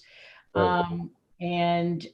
While we are not traffic engineers, we review them, but I don't know that we have at the city level right now the technical expertise to undertake a quality review that I think should maybe be had in order to make the record clear and concise for purposes of seeker. Okay. Mr. Chairman, this is Matt Rudikoff. Hi, Matt. How are you? Good, thank you. So this is, a very interesting process to observe, because, the board has to acknowledge when certain impacts just physically can't be significant to the level of what seeker requires. And one of the statements made by one of the neighbors was that the purpose of seeker was to investigate every possible impact. Well, that's not really the purpose of seeker. It's to identify potentially significant adverse impacts. And so I think that with the traffic is a very good example, because the change from a 13-second delay to get out of Bluestone Court and onto Lucas Avenue, that's what exists now. This is not a rural road where people are just rolling right on through to the collector road, which we know has a high volume. This is a 1-second delay in waiting time. It's not possible that that's a significant adverse environmental impact. And really what occurs is that we're seeing neighbors, and let me say that the comments were well stated and clearly stated and talked about, real issues, but they never described the issues in a way where the potential impacts were rising to the level where they warranted a continuation of a seeker review. Like, for example, on the Indiana Bats, there are no projects anywhere in this region stopped for Indiana bat reasons. And of course, most people just cut in the allowed cutting period. In our case, we're outside of the allowed cutting period. So we're investigating what the next step is. And that is just to demonstrate how minimal the potential is for any impact at all. The next step is finding out whether there's a summer hibernaculum within 250 feet of the project. That's the next level of testing. Or if there's been a winter or summer occurrence, which is like a sighting of an Indiana bat within 200 feet. So these are issues that almost never occur. And when we try to obtain information about whether there were occurrences, we get a response that that information isn't released to the public, because these are endangered species. So this whole issue of Indiana bat is really a red herring, and particularly in light of regulations that don't exist. So I think it's important that we see these issues in the context of a very responsive applicant, very open to making changes, good changes in response to very good comments in terms of landscaping, in terms of adjusting yards, in terms of reviewing the details of the open space issue and the setback issue, and willing to abide by whatever those issues are. But the indefinite continuing of this process is really not what seeker is about. Certainly all real questions have to be answered and we'll participate. But I really think on these environmental issues, a lot of these issues have to be dealt with in the way, with the motivation of the people making them. Excuse me, Wayne, can I jump in for 1 second here? The specific issue that Sue raised with regard to the traffic study was what we were discussing. While I appreciate what Mr. Rudikoff is saying about the bats, that wasn't the question. We currently have two traffic studies that have come to very different conclusions. And the board is going to have to make factual determinations with regard to those two studies. My only concern with deciding on an independent study at this point is that we have not heard from our engineer yet. And, I would urge the board to wait to go that path until our engineer has a chance to look at both studies and identify whether there are specific issues that we need an independent third party for.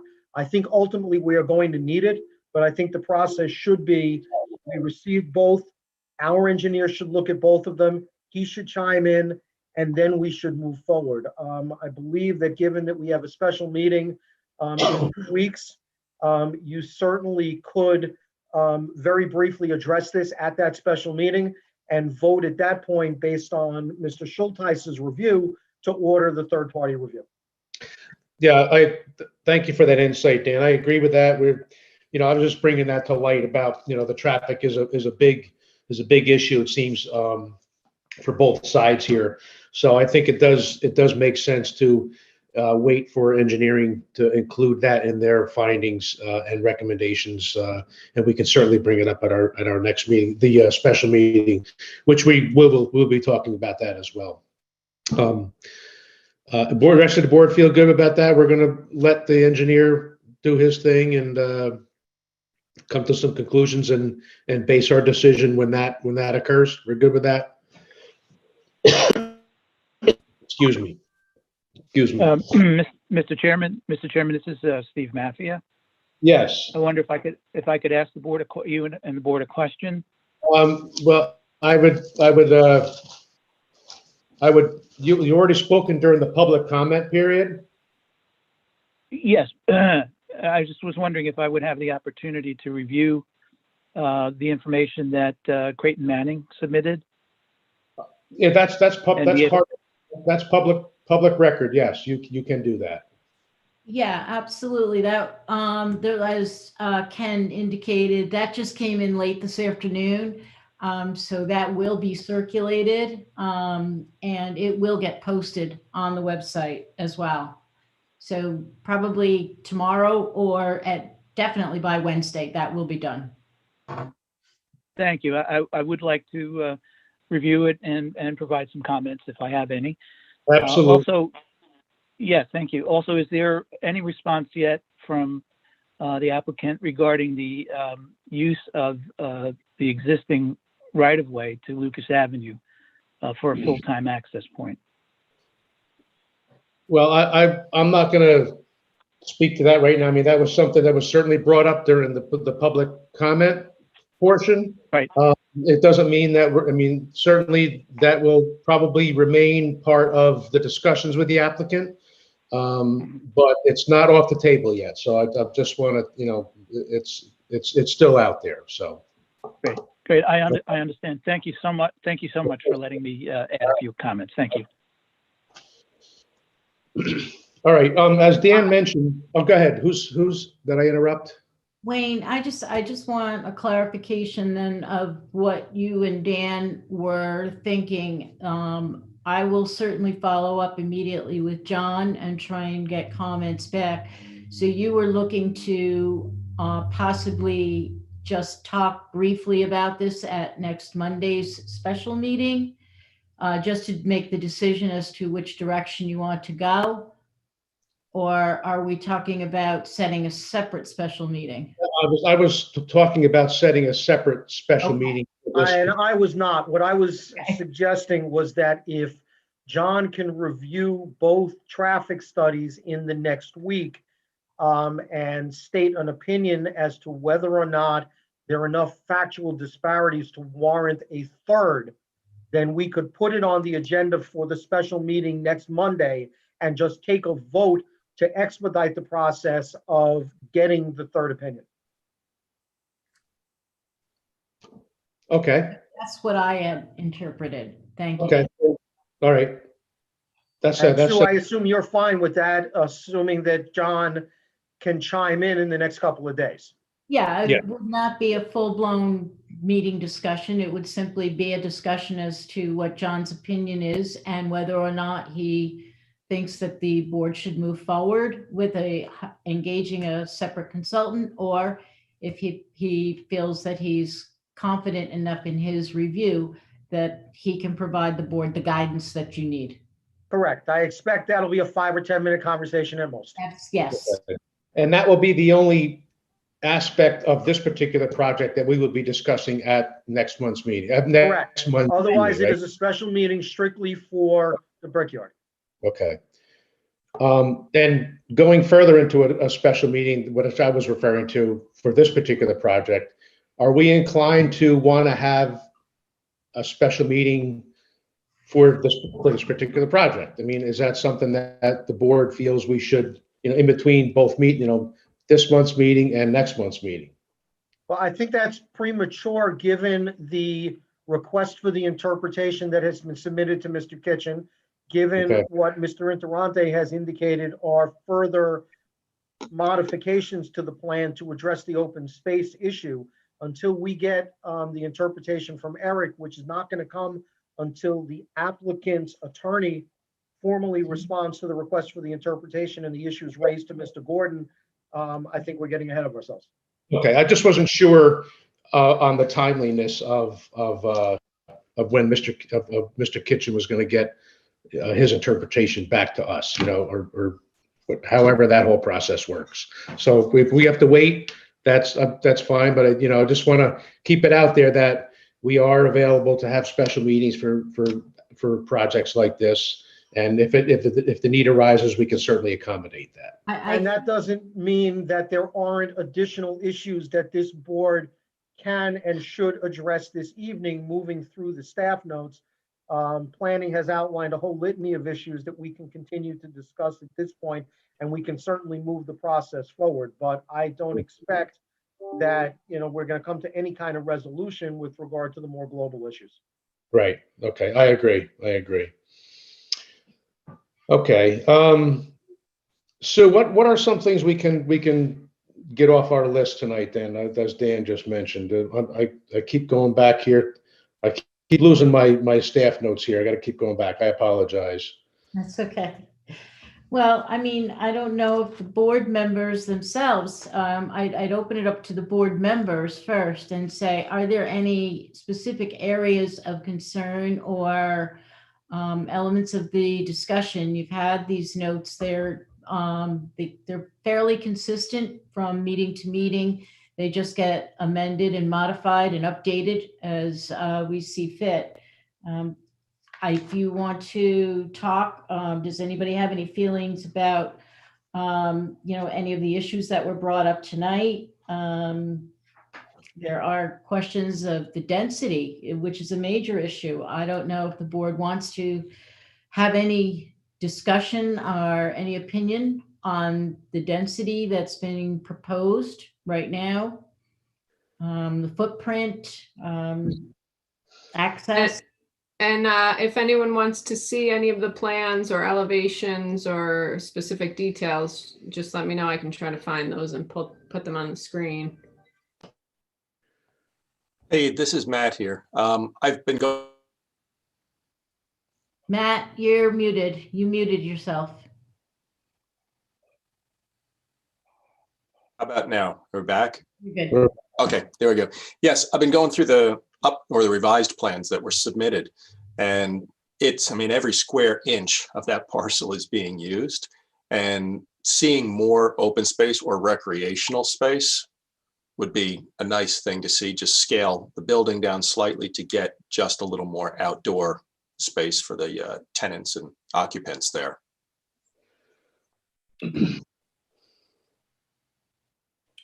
Chuck, any thoughts from you? Comments on what public has said or your own viewpoints?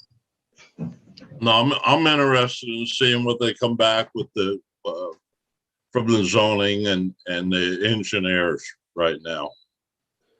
Okay. This is Wayne.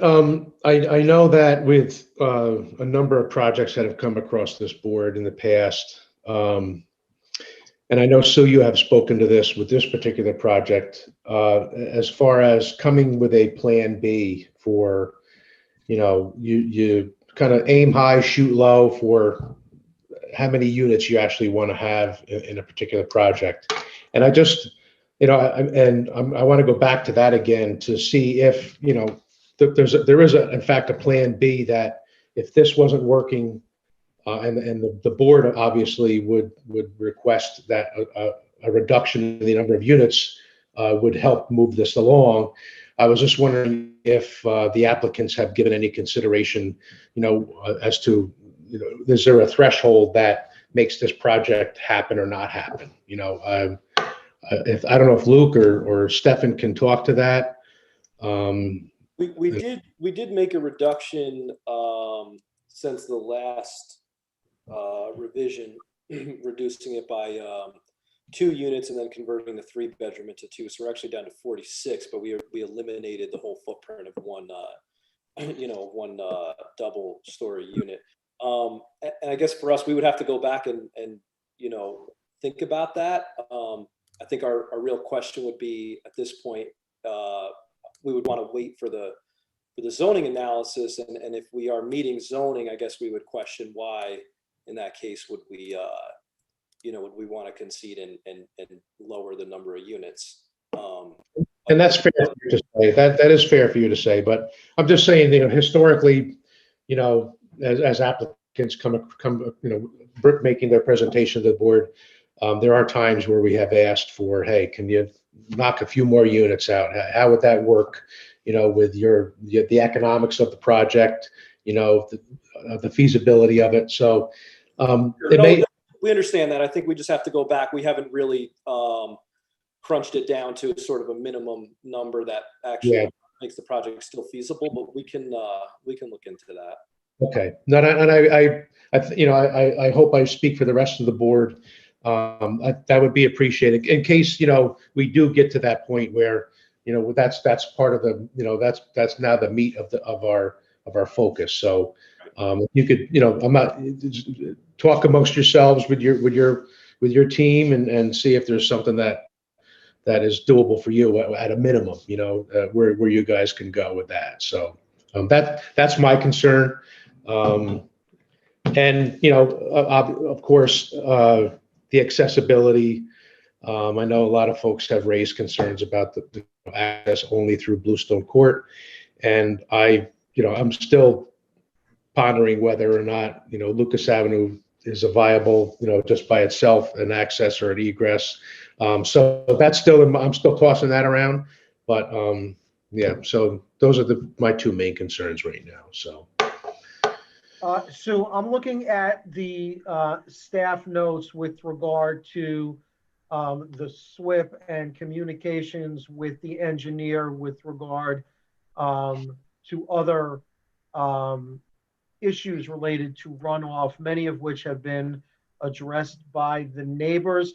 I'm a little confused by the way the notes are written up. Has the city engineer had an opportunity to review a proposed SWIP at this point? Or where do we stand with that? Yes, he has reviewed a proposed SWIP. He did make the comments that you see in the staff notes. They were sent back. I know Eric is on the line, Eric Chaston from Chaston Engineering. And we again resent these today back to the applicant for to be addressed. Because the engineer, while they had verbal discussions, has not received any response back. Eric did provide a response back today, which will again be, that came in this afternoon. That is again going to get circulated out. It'll go specifically to the engineer. It'll also go to DPW, but the board will get it as well. So John's comments were in essence this series of questions that he Correct. did not opine with regard to the sufficiency of the SWIP. He basically deferred and said he can't until he has answers to these questions. Correct. Okay. Did he give you any indication of how long it's going to take him to make determinations about the sufficiency of the SWIP once he has these answers? He did not. Well, this just came, he gave us these this morning. They went out to the applicant. The applicant responded to them this afternoon. These were the comments that John had provided back in March. He's had conversations with their engineer, but he didn't get any responses back. So we again sent them out. We've received the responses back. John has not seen the responses yet. They came in late this afternoon.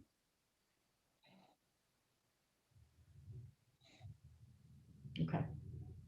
I do want to add too, for the record, that when the revised plans were submitted this past week, they also submitted a revised full environmental assessment form, and that is also currently on the website. So we would encourage board members to take a look at that updated document as well, along with the supporting explanations that are included in that. Vince, do you have anything, or Kevin, want to invite you guys into the conversation? This is Kevin. No, I think this is Vince. Oh, go ahead, Kevin. Just, I find it difficult to grasp the entire project concept without more information from all the other department heads first. It just seems we're chasing our tail with all these big questions still outstanding. The Lucas Avenue access, the stormwater, the traffic. There's such big questions outside that we just don't have answers to yet. So it's tough to get my arms around the whole project with so many big outstanding issues. Okay. And I concur with what Kevin just said.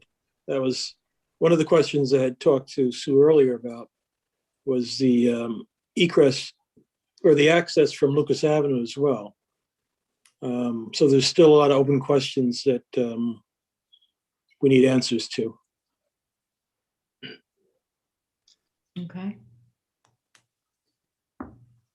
In reading all the So you indicate in the notes that you have heard from the school district. Has there been anything more than just initial contact? No, the applicants had reached out. We directed the applicants to reach out to the school district as a matter of process. That's a normal request that we do when we have multiple residential projects come through. And then the school district reached out to both our office and the assessor's office for some additional information.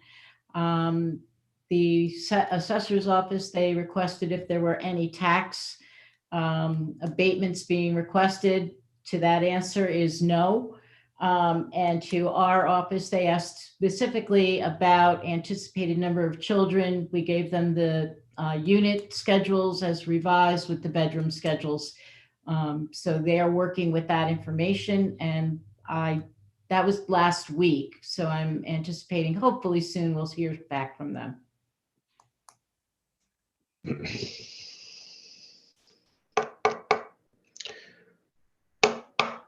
Anything else from our board?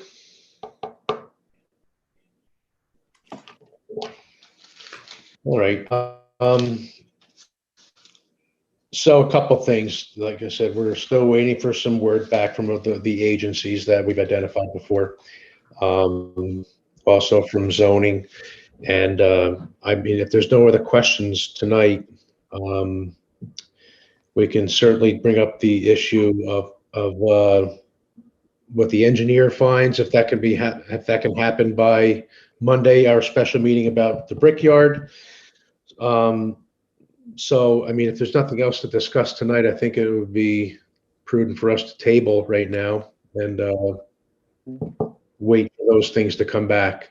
Wayne, I have a question. Yes. The Ciro Interanti, the comments that we're getting from the public, we've heard them several times and we know what they are.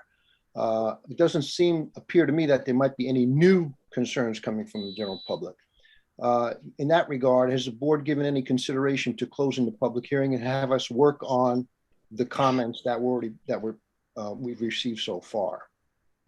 Well, I mean, for me, I understand what you're saying, but with some of these issues that are still outstanding, I know that at times the public comment can seem to be repetitive, and there's not really much new coming out of the public comment. But until we get these issues, the zoning taken care of, and some word back from the engineer, the water department, I would be inclined at least to keep the public hearing open for at least another month until our next meeting. But I understand what you're saying. I share some of the same sentiments that you do. But until some of these issues have been addressed and we hear from the other agencies, I'm inclined, and again, this is the rest of the board to decide too, but my feeling is I would like to keep it open until at least one more month. Okay, I hear you though, okay? all right, thanks. All right, does the rest of the board feel the same way with me about that? Wayne, yeah, I agree with you. Until we get all the answers from the other department heads, there's not much that we can make a decision. Yeah. Okay. I agree, leaving it open. Just, it doesn't hurt to leave it open. Hopefully the general public will realize that certain items have already been, well, beaten pretty well. So yeah, I don't foresee any new information or, possible comment arising, but if there is, let's just keep it open for at least another month and let that ride. So, but it seems like the rest of the board feels the same way. So, yeah, Chuck. Yeah, I don't see us having enough information back for next Monday's meeting. And since this project is this large, we may need to go to a special meeting that just handles just this. I just think it's too big. And then try to jam everything down within a week. I think we need to set up, I don't like all these extra meetings, but we may have to do that. Yeah, but next Monday's meeting. That was the intent, Chuck, that at next week's special meeting, we address all of these issues. We would only be taking up one question, and that would be the traffic studies, right, and whether or not we feel it can be addressed internally through our current staff in the engineering, or if we need to go and look outside. That's the only question we would be talking about next week. And yes, I do agree with you that this project, it rises to the level that the board should consider a special meeting just to focus on this project alone. Yeah, and the only question is when. And the real issue is whether or not we're going to be prepared to have the special meeting in May, or whether it's going to get kicked off to June. And that's really going to depend on the submissions to Mr. Kitchen and how long it takes him to issue his interpretation, and whether or not that interpretation is, ultimately appealed to the ZBA. We may have, I doubt that we're going to be able to have the special meeting in May. My expectation is we're probably talking about June. But I don't think anybody is disagreeing that there will need to be a special meeting to address this project. Okay. All right. Anybody else? Okay. I want to thank the applicants for appearing again tonight. I want to thank all of the speakers who have spoken at tonight's public hearing, as well as public hearings in the past. So at this time, I'll make a motion that we table this application. That's a motion. Do I have a second? And also to keep open the public hearing for at least another month. That's a motion. Do I have a second? Who's that? Kevin Roach with a second. All in favor? Wayne Platt is a yes. Chuck Palaco? Yes. Kevin Roach? Yes. Matt Gillis? Yes. Vince Archer? Yes. Okay, that is approved, adopted. All right, thank you, everybody. Thank Thanks, you. everyone. Wayne. Okay. Thank you. Thank you. Thank you. Good night. Good night, folks. Thank you, board. All right, that was item 8, was it? That was the last item in That was public hearing. correct. We're on 9. Okay. All right. Item number 9, standing by here. Let me get back up to it. 237. Yeah, 237 Fair Street. We're on a new business now. It's a site plan to install a business identification sign. Section block and lot is 48.331-6-9, Zone 02. It's in the Fair Street Historic District, Heritage Area also. Ward 2, the Nacarado Insurance Agency Incorporated is the applicant. K&M Enterprises LLC is the owner. And who do we have here tonight for this? John Nacarado. Good evening, everyone. Hey, how are you? I'm doing good. I haven't attended too many of these meetings. It's an experience. Yeah, I bet. Welcome. So I have John Scosa from Designer Signs to actually speak on my behalf because he knows more of the details than I do on the dimensions and so forth, so on. Okay. Hi, John Scosa here. Hi there, John. Hello. Hi there. All right, there we go. We have a visual. Hi there. John Scosa, can you hear us? You're muted. John Scosa, thank you. John Scosa, are you there? John, you're muted. There you go. Wait, you keep muting and unmuting. Hold on.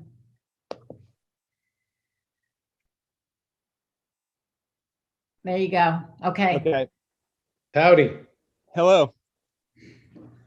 Okay, we got a visual going here. Go ahead. We're proposing to install a double-sided sign, carved, sandblasted, and gold leafed to fit the heritage style. You see there the picture of it. I don't know what questions. Everything was on the application that we sent in as far as sizes and whatnot. All right, is this going to be lighted? Is there going to be any lighting on it? Yeah, there's going to be gooseneck attachments on the pole itself, with a low light LED shining back down on it. Okay. And I see that this is going to be on the joint meeting of the Heritage Area Commission and the Landmarks Commission on May 6th. That's coming up, right? Yes. I wasn't aware of that. Okay. Well, I see it in my notes, so okay, maybe you'll probably be at wasn't as well. So put that in your calendar. Okay. All right. And Sue, it's already passed muster with lighting levels and all that stuff here, I see. Let me just look real quick. We don't have the lighting details, so. Do we need that? We're going to need that. Okay. And that's something that can be taken care of at staff level? I think definitely yes, but we should get that as soon as possible because both the Heritage Commission and Landmarks will also be interested in that. Yes. Mr. Scosa, you can take care of that for us then? Yep, that'll get taken care of. Okay. Anybody on the board have any questions? Okay. So under seeker, this is a type 2 action, and do we have to, is this, no, this is no review of the board required, right? Correct. Okay. All right. So at this time, I will make a motion that we approve item number 9. The applicant will have to submit lighting levels and lighting details to for staff approval. And that's it, Sue, right, for that? Nothing else? Mm-hmm. Okay, and Wayne, yes. the only other thing, this is Kyla, is, I mean, it's an insurance company, but we just need to mention the insurance requirement for the city. Yeah. For overhanging sign. Okay. So, yeah, go ahead. I'm sorry, and board policies for 4A, 6, 10, and 11. Okay. And also favorable review from Heritage Area and Landmark. Okay. All right, so that's a big package there. That's a motion to approve, and do I have a second on that? Is Robert back in the mix here? Yes, he is. I'm back. I'll second. Thank you. You're going to second that, Robert? Thank you. All in favor? Wayne Platt is a yes. Charles Palaco? Yes. Robert Jacobson? Yes. Matt Gillis? Yes. Kevin Roach? Yes, sir. Okay, that is approved. John and John, thank you. Thank you. Thank you for your time. Appreciate Take it. care. All right. Good night. Take care. Good night. Good night. All right, moving on. Item number 10 is the installation of cellular equipment in the public right-of-way pursuant to City Code, Chapter 358, Sidewalk Standards, Section 9, Projections and Obstructions. Seeker determination, Ward 8, Verizon Wireless is the applicant. The City of Kingston is the owner. Sue, this is by the S-turn on Delaware Avenue down by the wall by Pankaki? Right. Yeah, if you look in your staff notes, Kyla had included a location map that was submitted as part of the, there she goes, she's bringing it up. So this is, you can see the location of the pole right at that L bend, that 90-degree bend pretty much on Delaware Avenue going down the hill, just past Hasbrook Park and the business park going. This is a new one for us, isn't it? This is new, correct? Yes, this is a pole that is being replaced by Central Hudson. I believe Okay. Scott Olson is on the phone for this or on the, Correct. I'm here. there you go. Hi. How you doing? Good. How are you? Good, thank you. Good. All right, so what is this going to accomplish for you folks here? It's going to accomplish two things for our network. Right now, we have capacity issues in the city of Kingston because of each site can only handle so much or a finite number of users at any given time. By putting this site in, it'll help relieve capacity from our other Kingston site that is really overused right now. And it'll give us some additional footprint for our service. We provided some information in the application that shows a pictorial representation. I could show you that, or those are the site plans. I could share my screen if that's Yep. something you would like me to do. And Need to, hold on. okay, yeah, I see. Okay. All right, let me just find where this is.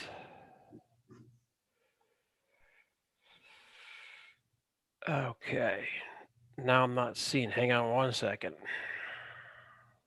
It's So there. it's really it's a small canister looking device, right? There's nothing obtrusive about it or offensive. It's just. Yeah, absolutely right. And for some reason, this PowerPoint that I have is not coming up. Yeah. So I don't understand why, but I'll talk through it. It's a single, right now you currently have that utility pole is 32 and a half feet tall. Okay. We want to extend it by 6 feet to bring it up to 38 and a half feet because we have some equipment, which this shows right now. You see there's the antenna. Well, I can't, it's not my screen, but the antenna is about midway down. I think it's at the 22-foot mark. Exactly right there. Below that, there'll be some extra equipment that we have. All the equipment will be located on the pole itself. And if I could share this screen. Oh, we did provide, here we go. Hopefully this will help. This just has some pictures that'll show you some simulations that give you a good idea. So this is the existing pole that we're proposing to replace. The next picture I'm going to show you is a simulation of what it'll look like being taller and with the antenna. And it's hard to see because it blends in with the sky, but the antenna is right there. Some additional equipment is there. And that's just looking east to southeast. And if you go from the other direction, this is the pole again. It's an actual picture. And then we had the simulation of that. It goes up again 6 feet in height. The antenna is actually, you can't see it right there. This is the equipment. I'm sorry, that's the antenna. And so the beauty of this is we get improved capacity, improved coverage, all on a utility pole while minimizing any really adverse aesthetic impacts. Okay. What it accomplishes essentially is, if you look at this, Kingston Point, that's, our site is right here. Yellow is really not the greatest signal strength. And this shows you dark green is fantastic. It's a really good signal strength in green. So you can kind of see what we're doing. We're increasing the footprint of our signal strength also. Okay. So.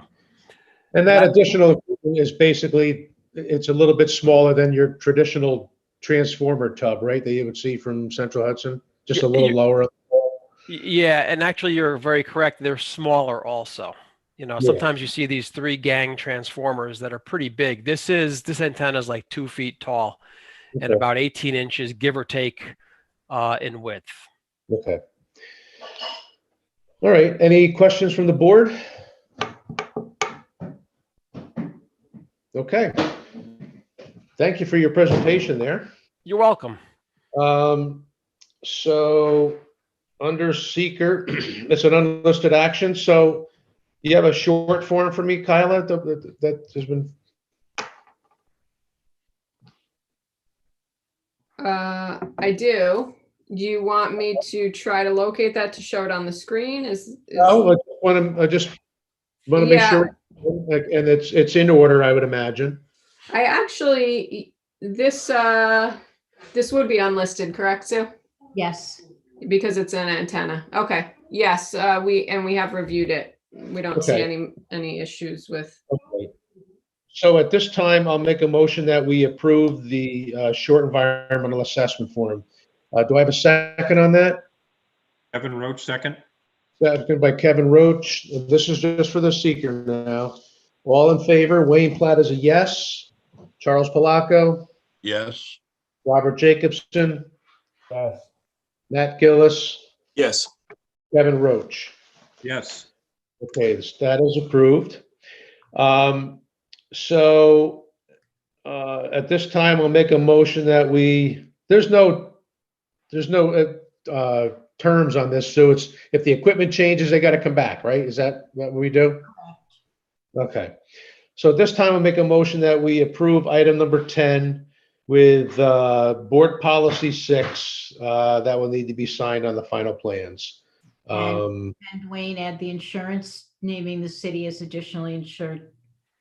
Okay. And you can help the applicant with that, right? Whatever he needs to help with that. Okay. We'll add that in to the motion as well. Do I have a second on that? Second. Second by Robert Jacobson. All in favor? Wayne Platt is a yes. Charles Palaco? Yes. Robert Jacobson? Yes. Matt Gillis? Yes. Kevin Roach? Yes. Okay, that is approved. Great. Thank you very much. Have a great evening. Take care, sir. You too. Thank you. All right, item number 11 is 36 St. James Street. It's a site plan to renovate and establish a mixed-use building with 2 apartments on the upper floors and commercial/office/light manufacturing below. Section block and lot is 56.92-4-14. Seeker determination, Zone C2, Ward 4. Paul Bikert, Timely Signs of Kingston is the applicant. Keegan Kingston Realty Corp is the owner. What do we have here tonight, Sue? I think Paul Bikert is with us. Hello there. Paul? Oh, you're muted. I think so. Maybe you can't hear me? Now we can hear you. Okay. There we go. Just the distance issue, I guess. Do you want me to share my screen and go through this, or does Kyla have the PDF? I can make you, I can give you permission. Hold on. Either one. Okay, you're good.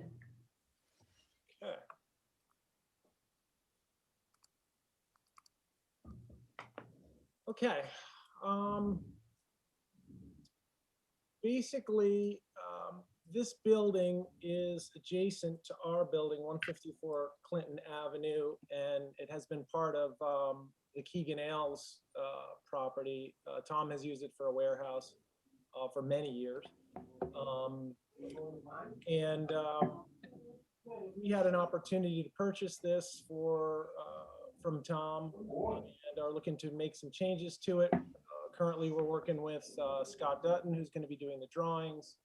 He suggested we just basically introduce the project to the planning board tonight, and I believe with any luck, we'll have a site plan in the next month or so to show you guys to get started on the official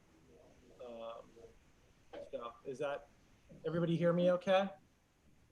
It's a little light, but Okay. Let me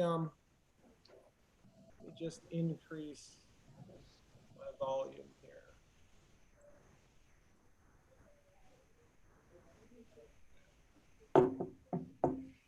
How's that? Good? that's better. Okay.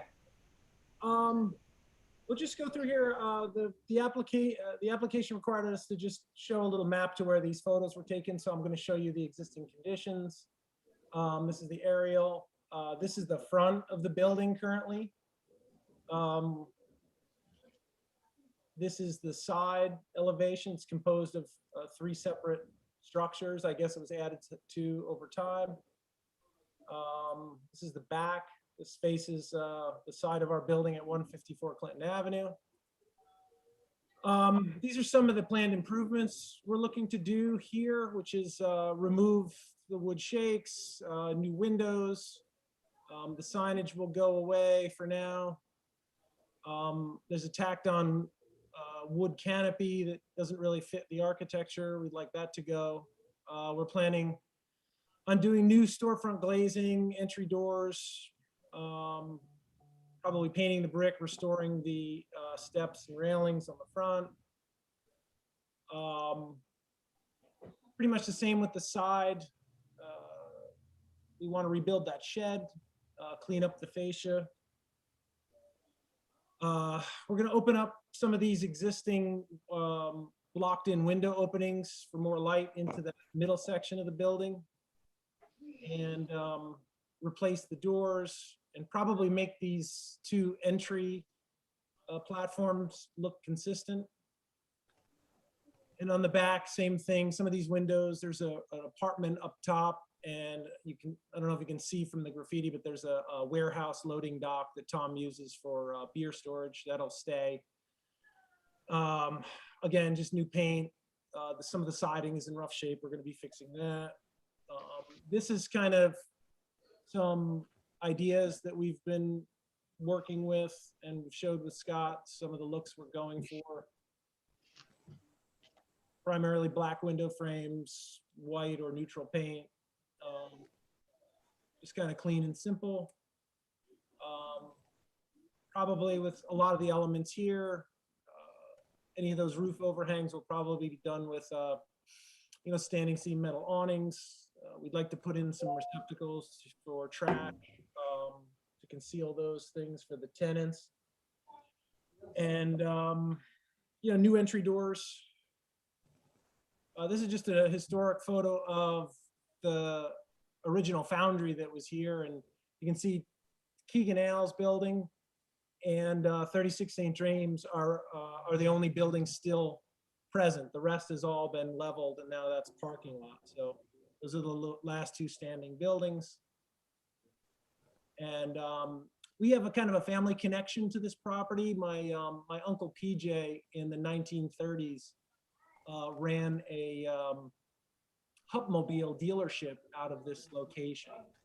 And so it's kind of interesting. Friends of Historic Kingston was able to track down this information. Among many other tenants of that building, my PJ was my grandfather's older brother.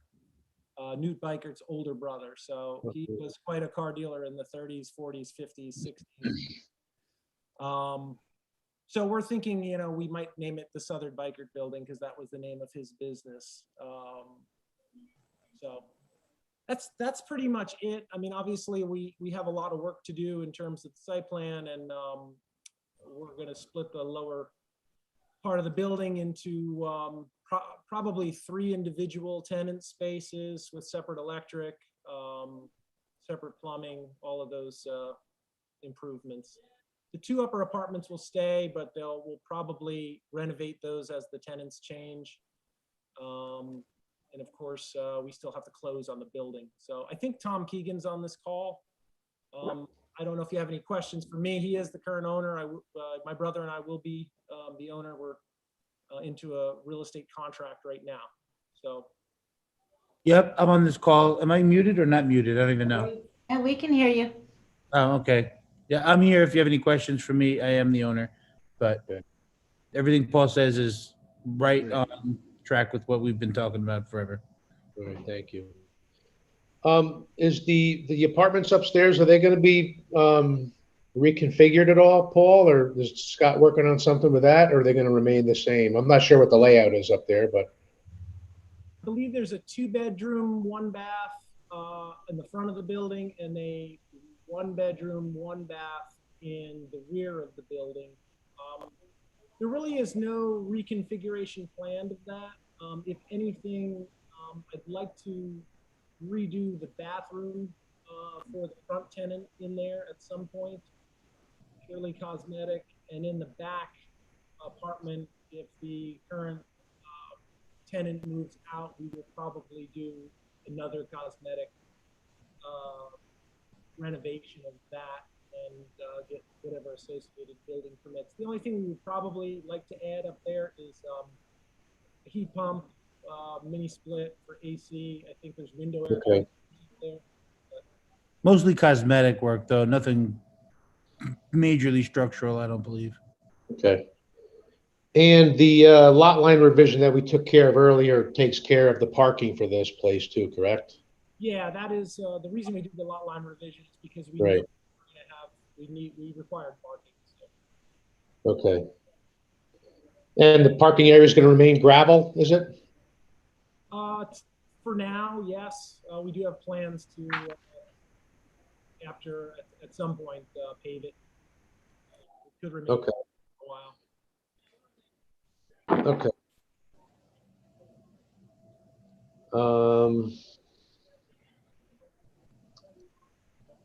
Sue, you have anything?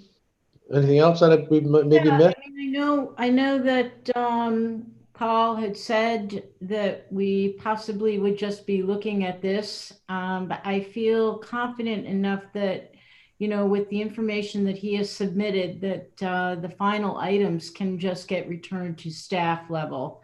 And we will work with both the applicant and his architect to, refine any of those details.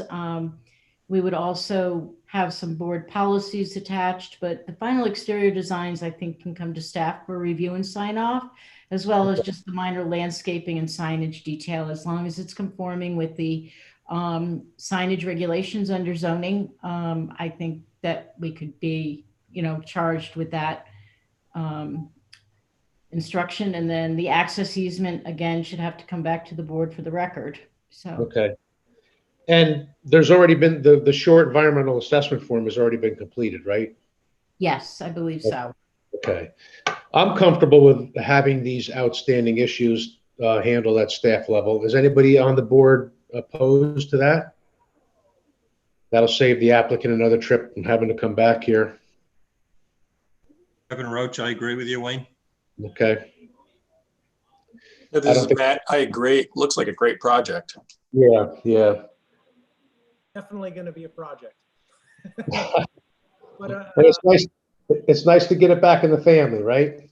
that's right. That is true. And I remember talking to Newt too. Like he used to do our sign or stuff printing for the fire department back in the day. So. Yep. All right. I didn't realize how many dealerships PJ Bikert actually had. I'll forward on to you via email. He has a list. When he retired, they ran an ad in the Freeman, and it was just a laundry list of all the cars and all the dealerships. So I guess I just didn't realize that he had one at 36 St. James. I was familiar with the one across from UPAC, but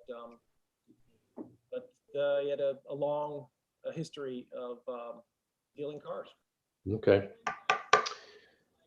Anybody have any questions? Any other questions? No. Okay. So there's going to be some policies applied to this, Paul. We're going to have board, and we'll illustrate that in the vote here. But first, we'll do the seeker. We do have a completed short environmental assessment form, and it is in order. So at this time, just for the seeker purposes, I'll make a motion that we approve that. Do I have a second on this? Is Wayne Platt. Do I have a second? Chuck Palaco, yes. Okay, Chuck Palaco is a second. All in favor? Wayne Platt is a yes. Charles Palaco? Yes. Robert Jacobson? Yes. Matt Gillis? Yes. Kevin Roach? Yes. All right, that is approved. And at this time, I will make a motion that we approve item number 11 with board policies 6, 10, 11, 22, 25, and 26. I think, Sue, that's the first time I've ever listed any of the board policies in anything I've ever done before. So that's a first. I would say add in 17A. Yes, I see that. Registration. And I would just also, I just thought about adding in 4 and 4A, only because they would deal with lighting if lighting comes up. Okay, we'll add those in as well. And Paul, one of those the policies is 25, which is installation of a Knox box. So there's a lot of those throughout the city for after hours access. All right. So that is a motion. Do I have a second? Chuck Palaco, second. All right, Chuck Palaco is a second. So all in favor, Wayne Platt is a yes. Charles Palaco? Yes. Robert Jacobson? Yes. Matt Gillis? Yes. Kevin Roach? Yes. All right, that is approved. Paul, thank you so much. Good luck with this. Thank you. Be in touch. Appreciate your help. Okay, pal, take care. All right, moving on to item number 11 is 500 Washington Avenue. It's a site plan to convert a maintenance and storage building into a one-bedroom apartment. Section block and lot is 48.71-1-3, seeker determination, zone R6, Ward 2, J Dutch Village LLC is the applicant owner. Do we have some folks from Dutch Village here tonight? Paul Jankovich. Hey, Paul. Hi, how are you? Good, good. All right, so I know they converted the front building into some apartments already. What do you got now for us on this?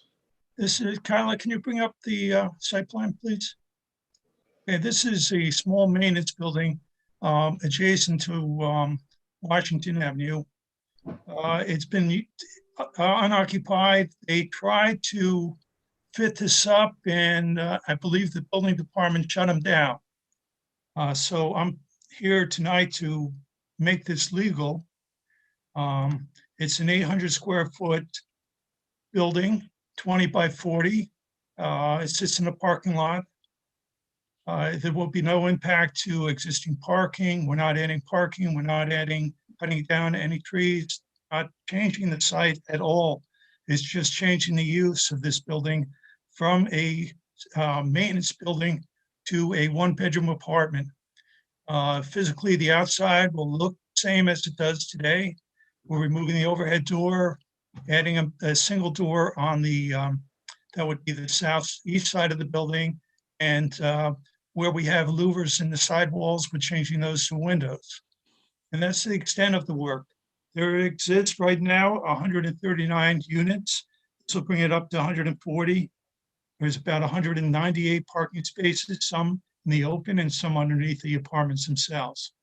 I don't believe that this will really impact parking, that we need to add anything to the parking areas, because my survey showed a great percentage of the parking was open.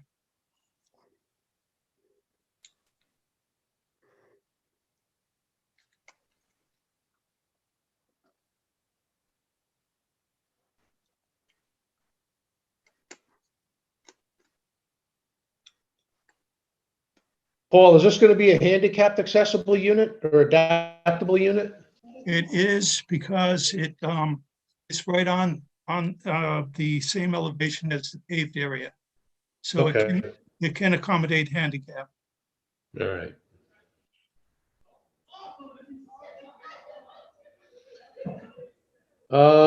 Also, I have on here, where is the equipment going to be stored after this building is converted? Do they have a plan to move that stuff? The equipment is already moved out of this building. As I said, they started to remodel. They removed sections of the slab. They started putting in some plumbing, underground utilities, and so forth.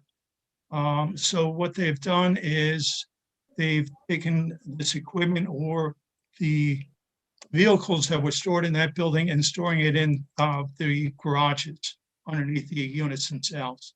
Okay. All right. And Sue, I see here there's a note about rec fees. This qualifies for that? Yes, it does. Okay. So, well, you would only be for this one single unit, though. Right. Okay. Paul, your clients are aware of that? Yes, I already told them what the fee was. Okay. Anything else, Sue, that we've missed? No, I'm trying to work out an email with Dan right now, but just the board policies. I think everything else is pretty straightforward. Okay. They do have a Knox box on site already, so we can eliminate number 25. Okay. That was a question we were going to ask you. Yeah. Does anybody on the board have any questions? That looks good to me. All right. Okay. Like I said, they converted that front building into more units, so good. All right. All right. So under seeker, this is an unlisted action. So we have to render a determination of environmental significance. We do have a short form completed, Kyla or Sue? Kyla? Yes. Okay. All right. So at this time, I'll make a motion to approve the short environmental assessment form. Do I have a second? Second, Kevin Roach. Second by Kevin Roach. All in favor? Wayne Platt is a yes. Charles Palaco? Yes. Robert Jacobson? Yes. Matt Gillis? Yes. Kevin Roach? Yes. Okay, that is approved. All right. So at this time, I'll make a motion that we approve item 12. Sue, do you want to go over the list there that? It would be board policy 6, 17A, 18, which is the rec fee of $3,000 for the one unit, and 22. Okay. And also the submission of the recreation fee, right? Right, that was 18, Oh, that's 18. Okay. but I mentioned it, yes, 3,000. Okay. All right. Okay, so that's a motion. Do I have a second? Second, Kevin Roach. Second by Kevin Roach. All in favor? Wayne Platt is a yes. Charles Palaco? Yes. Robert Jacobson? Yes. Matt Gillis? Yes. Kevin Roach? Yes. Okay, that is approved. Thank you, Paul. Good seeing you, pal. All right, thank you. Thanks. All right, have a good night. You too. All right. Item number 13, 79 Hurley Avenue. Site plan to renovate and redevelop an existing building into a mixed-use commercial/office building. Section block and lot is 48.71-2-11. Seeker determination, Zone C2, Ward 1, Higginsville Station LLC is the applicant owner. Is Scott here for this? I'm here. Yes, he is. Okay, how Scott, you doing? Brian is as well. I'm here as well. Yep. Okay. All right, so this is the Daley Freeman building, I see. Correct. Scott, you want to, I know this is probably like almost like a gateway meeting for this, right? Just an overview of what you plan on doing there, what the plan is? Correct. And it's been a long night for you all, so we'll be brief tonight. Okay. Bob and I bought this building back in 2017. We expected that we wouldn't be before your board for at least a few years from now. But then the pandemic hit, the Daley Freeman contracted. And while we had mused about potential adaptive reuse opportunities there, since we purchased it, we had to focus and get an application together and start really thinking about this. We petitioned the Common Council for a rezoning request. That rezoning request was approved recently. And once that rezoning request was approved, we started, letting the local community know that we had this asset. We saw the opportunity, and we've got some very exciting prospects for new tenants there. And we're here before the board to present a multi-tenant adaptive reuse project for you to consider. Okay.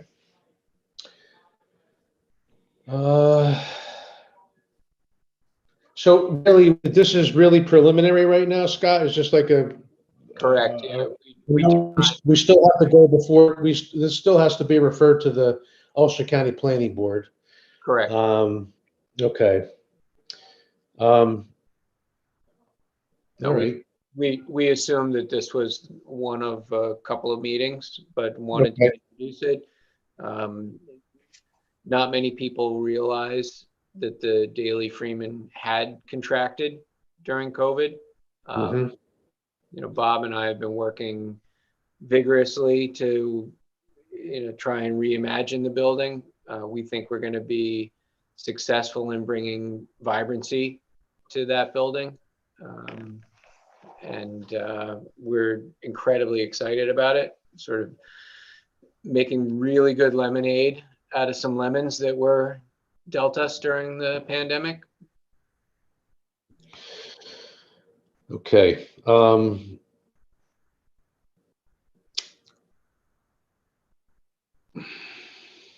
So really, we're not going to look at any floor plans or anything like that tonight, right? We're just going to...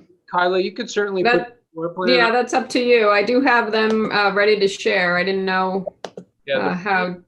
The floor plan's pretty well baked. What you're lacking, Wayne, is a fully developed landscape plan. Okay. Requisite site details. Okay. But you can see that this was a single tenant building for as long as I've been in Kingston, which is about 25 years. Over time, as they moved the printing presses out and contracted and contracted and contracted, the Daley Freeman left just more and more space vacant, but they were a single tenant occupant of the building. We purchased the building from a holding company that owned hundreds of newspaper properties around the country. So this is in no way a reflection of the local Daley Freeman folks that we've known for all our lives. We have a brew pub tenant, a distiller tenant, bike shop tenant, a small grab and go fast casual food tenant that we were deep into negotiations with. We're looking to activate the site, given its proximity to Dietz Stadium, right off of Washington Avenue, trailways right off the thruway, We think we can really, make it a destination. And it has something that most of the properties in the denser areas of Uptown Kingston don't have, and that's easy in and out access and abundance of parking and an adjacency to the O&W rail trail. Okay.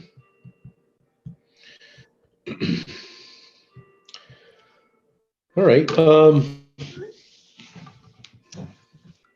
So you have anything else here? No, I was, yeah, I mean, I like the plan. I think it's a great idea, good concept for that area. And I would like to basically, we will extend our staff notes to the applicants so that they can work on addressing those. Okay. When they return, they should be pretty much, I think everything should be in order. Okay, and we've made the submission to the Ulster County Planning Board already? No, it will have to be referred to the county. Okay, will that be a next meeting then we do that, or what, or have we? We can refer it now, I think. Okay. Yeah, Scott, once you have, the details for the site plan and whatever, whatever you're putting together, we can send that as soon as we have Okay. a package. I will say that we've been working closely with Dennis Doyle for the last year and a half on this project. The county did weigh in on the rezoning. They're very supportive as well. We've just been waiting for some of the little details to kind of chink in so we can start to focus on the signage details, the lighting, the landscaping. But the overall concept, the parking analysis, that's already been submitted. It's the ancillary stuff that we should be well placed to reconcile over the next couple of weeks. Okay. And have you in a very comfortable place, we hope. Okay, good. But we're super excited about this, and not many people know about this, and so this is sort of our first public airing of this project. Well, they got a couple of good point people on this thing, so you and Bob together, so that's that speaks volumes. So all right, so I guess we'll be waiting to hear more about this. And anybody have any questions from the board? Okay. Thanks for hanging around with us tonight, Scott and Bob. And I'm just texting Charlie Blakeman to show up. Thank you for your consideration. Appreciate it. All right. So at this time, I'll make a motion that we table item 13. Do I have a second? Second, Charles Palacco. All right, second by Chuck Palacco. All in favor? Wayne Platt is a yes. Charles Palacco? Yes. Robert Jacobson? He's a yes. Matt Gillis? Yes. And Kevin Roach? He's muted, yes. Okay, okay. All right, so we're tabled. Thank you, folks. Thank you, guys. All right. Moving on to item number 14. I see Charlie has just joined us. Okay, 59 Pearl Street, in parentheses 236 Wall Street. Site plan to establish professional office spaces and an event space. Section block and lot is 56.91-3-1. Seeker determination, Zone O2. It's in Heritage Area. Ward 2, Charles Blakeman of Kingston Ops 2 LLC is the applicant owner. Mr. Blakeman and Scott Dutton are here. Welcome again. Thank you. Wayne, I just sent Charlie a text asking him to unmute. Yeah. That's Okay. you do on your side. All right.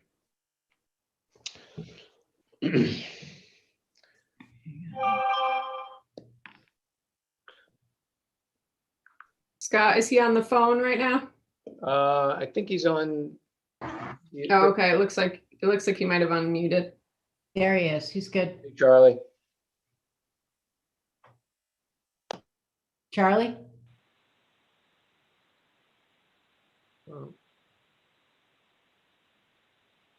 Might He be probably fell asleep. He is unmuted. Charlie, are you there?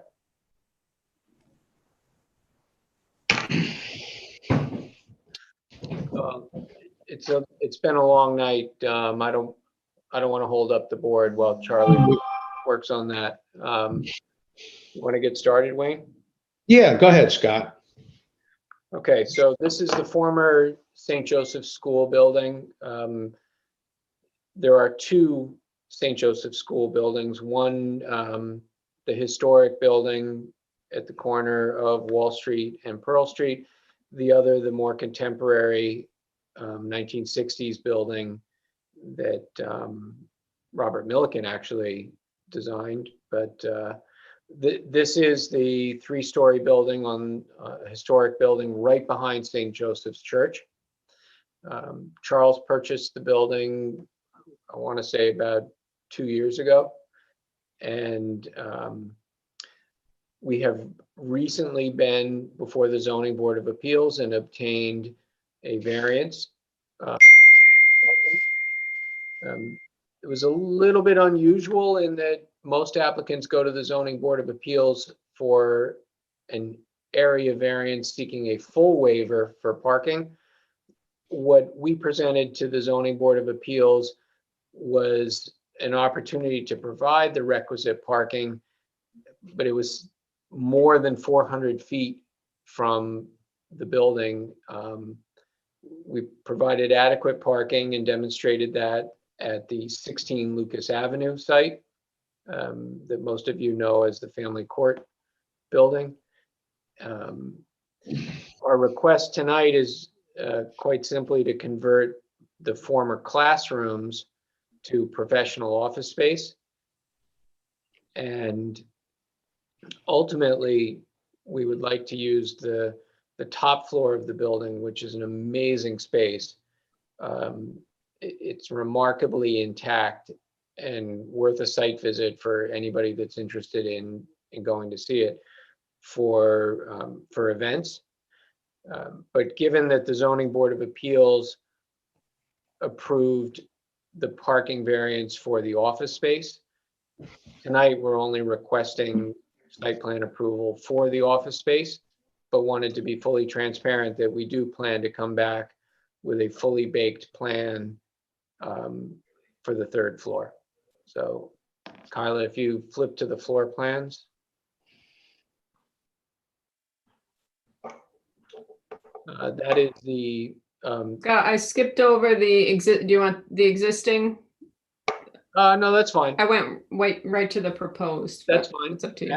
That's the Laverne Shirley level. It's partially below grade, partially above grade. There are two spaces that are available there to the top of your screen. You go one sheet forward. This is what we call the first floor. It's half a flight up from Wall Street. And you can see that there are 4 classrooms. And we're proposing to use those as professional office space.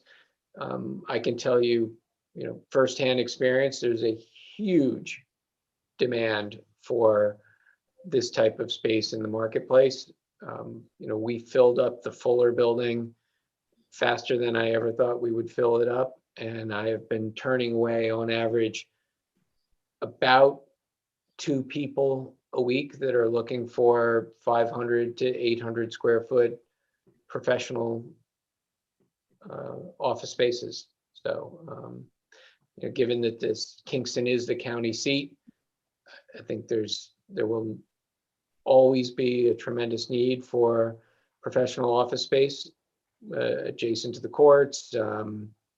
Just given the vibrancy that we're starting to see in Uptown Kingston, a lot of interest in smaller professional offices. So you've got 4 on this floor. You've got 4 on the second floor. And then the event space that we'll be bringing back to you in short order with a full synopsis of how we intend to handle valet parking and, all of those details. But that space is just magnificent. So, but Kyla, if you scroll back one sheet. See, straightforward, double loaded corridor. Maintaining the existing historic architecture. There is in the lower right-hand corner a new elevator that's proposed, and that would have an at-grade access to the exterior. But other than that, very modest improvements to the interior and almost no changes to the exterior other than creating the entrance for handicapped accessibility for the elevator. So Scott, the bathrooms for these individual offices, the majority of them are going to be using the shared bathroom facilities on the ground floor? I would assume so. And then there are, individual bathrooms that are grandfathered in those spaces that, we would maintain. And if we need to come back and make modifications at any point, Okay. we'd have to go to the building department for that. More bathrooms upstairs. Charlie, oh, good, you're with us. Thank you. I think we'll probably place some more bathrooms upstairs and I would think, yeah. Right, when you come back, yeah, definitely, if it's gonna be event space. The parking, Scott, you said that you were gonna go and you're gonna be using that parking on Lucas Avenue, the old family court. We had a site plan that showed improvements that were going to be made there. Do you have a time schedule now that a lot of these buildings are coming online? Is there a time schedule that you can provide the board with completing those improvements? There was landscaping and some other elements that we haven't seen happen yet. yes, we plan to start that in the next, I would say start in the next month, and it shouldn't take more than about a month and a half, 2 months the most to get. Okay. Yeah, we helped Charlie get bids on that work just before the pandemic started. And then, naturally everything went into caution mode. So. Yeah, the winter sort of, it was a pretty strong winter, so my contractor got really backed up with a lot of various emergency kind of work, but should get started shortly. Okay, great. That's good news. Thank you. Guys, do you expect to have something for us regarding your event space, what your plans are there by maybe next month, or where are you with that? Well, Charlie, let me jump in here. I would prefer to kind of bifurcate those two requests if the board is okay with that. Just because the building's sat vacant for so long, there's so much demand for that space. We'd like to limit this. The ZBA parking variance was limited to the business occupancy. That's been granted. So if we could get that approved by the planning board, that would allow Charlie to start generating some revenue and give us, ample time to present the event space the way I know you want it presented. Okay. But the anticipation that it would be very soon in the coming months. But Okay. I'd hate to delay his opportunity to lease those spaces.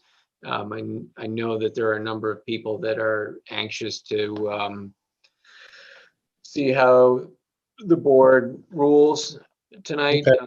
hoping that they might be able to see themselves in, move their offices into those classrooms. All right. What are your signage Go ahead. plans?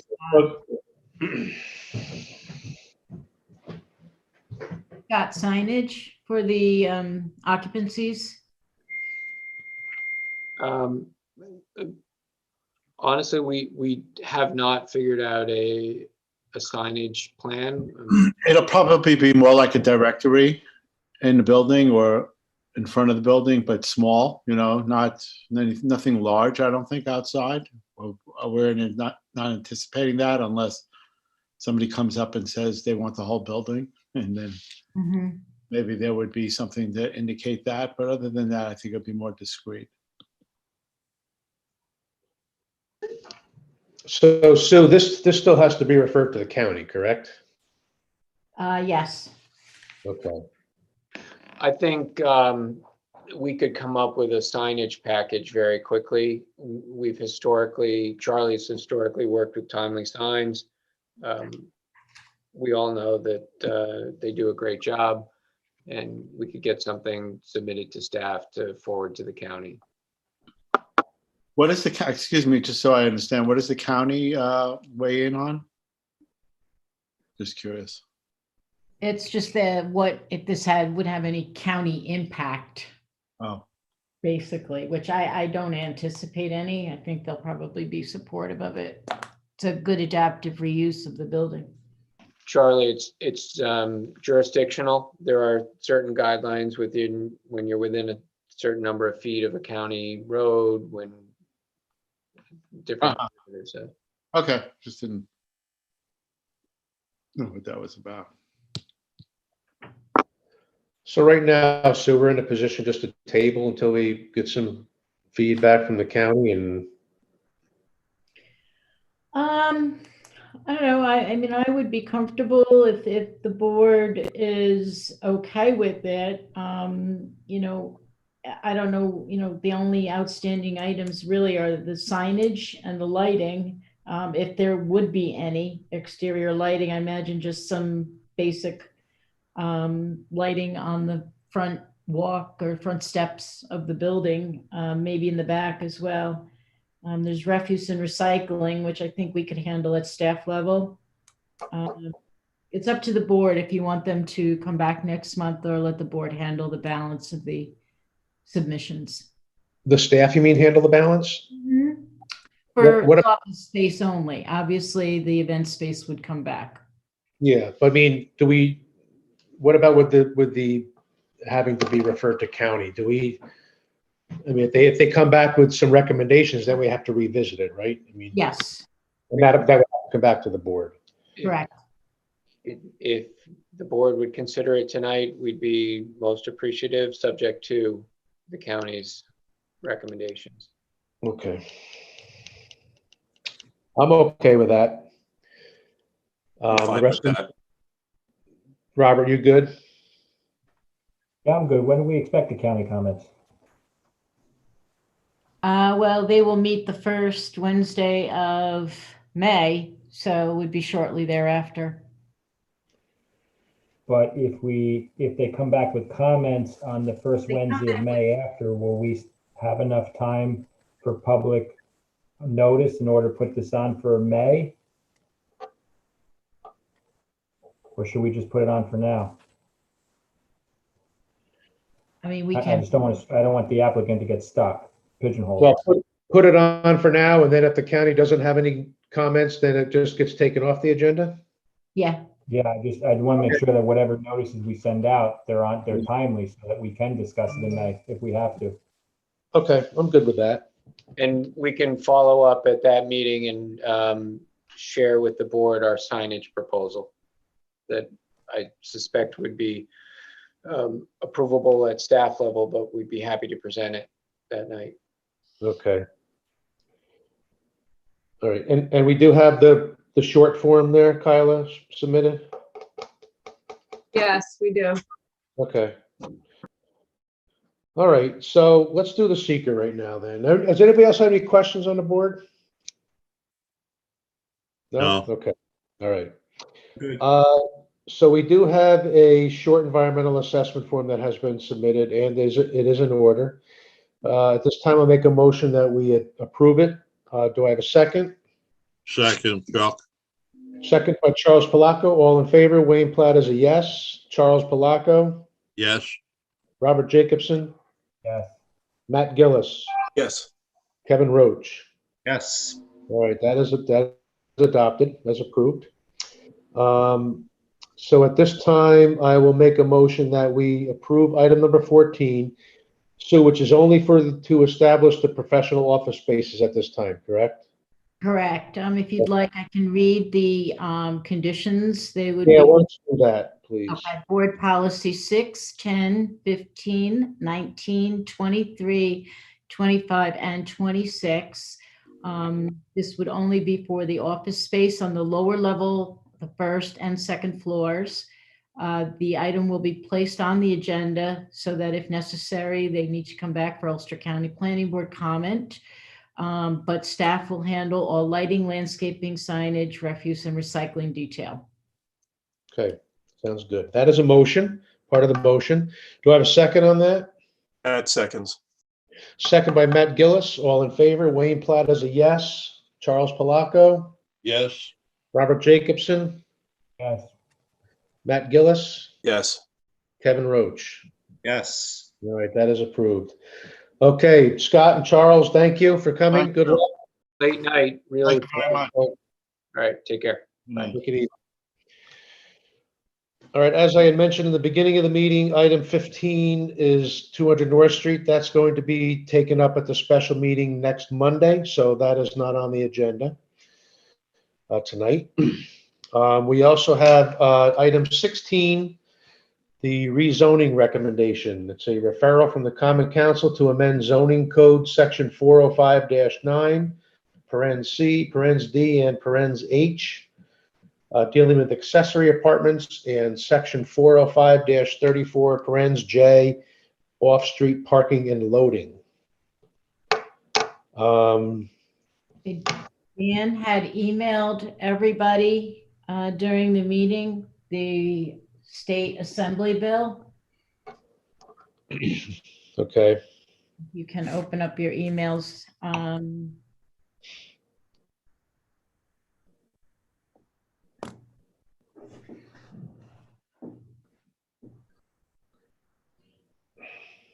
Well, let me get started while you're all checking to see if the email came through. What I sent you was a link to the New York State Assembly bill with regard to accessory dwelling units. The state, the federal government, and the county, in recognition of a nationwide housing crisis, has started pursuing initiatives to increase the housing stock by mandating that localities address and eliminate impediments to accessory dwelling units.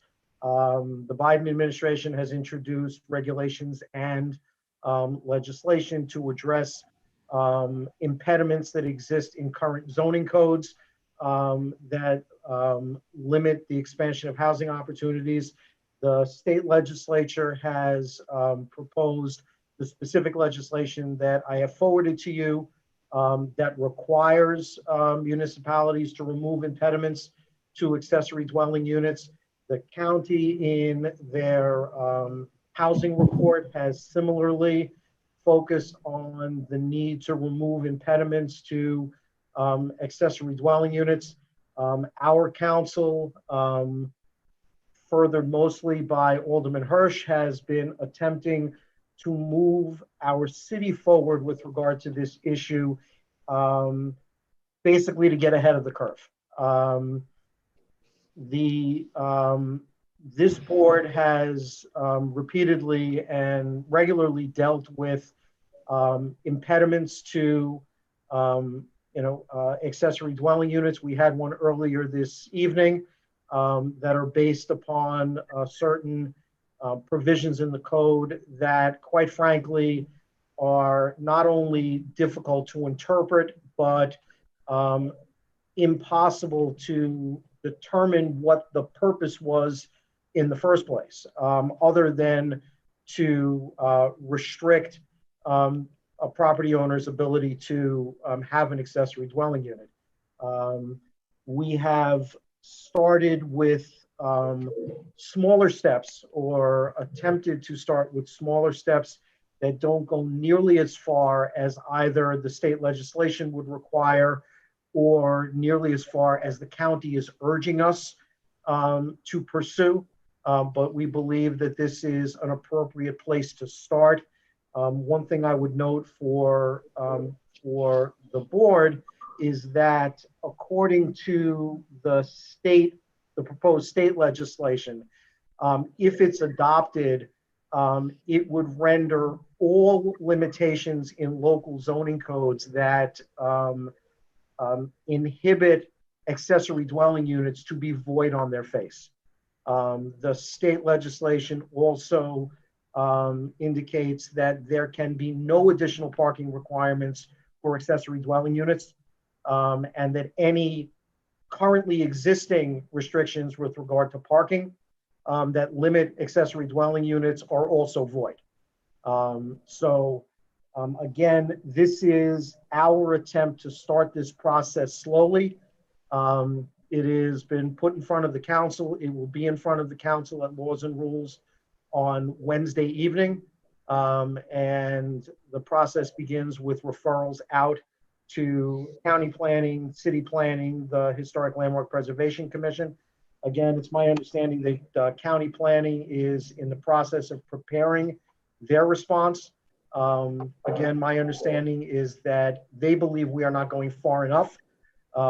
We are trying to do this in a slower fashion in order to get the community ready for and used to bigger changes that are most likely coming down the pike. But the state hasn't passed anything. State has not passed anything at this juncture. And the state has been known to discuss things for long periods of time without passing. Absolutely. It is my understanding from discussions with the council that the council's interest in adopting these changes is, while it's certainly consistent with the state legislation and furthers the state legislation, the interest is in doing this either way. In all zones? In all zones, yes.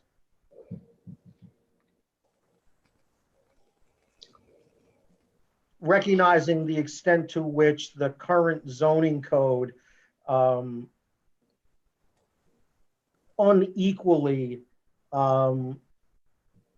addresses accessory dwelling units and the ability of property owners to expand housing opportunities.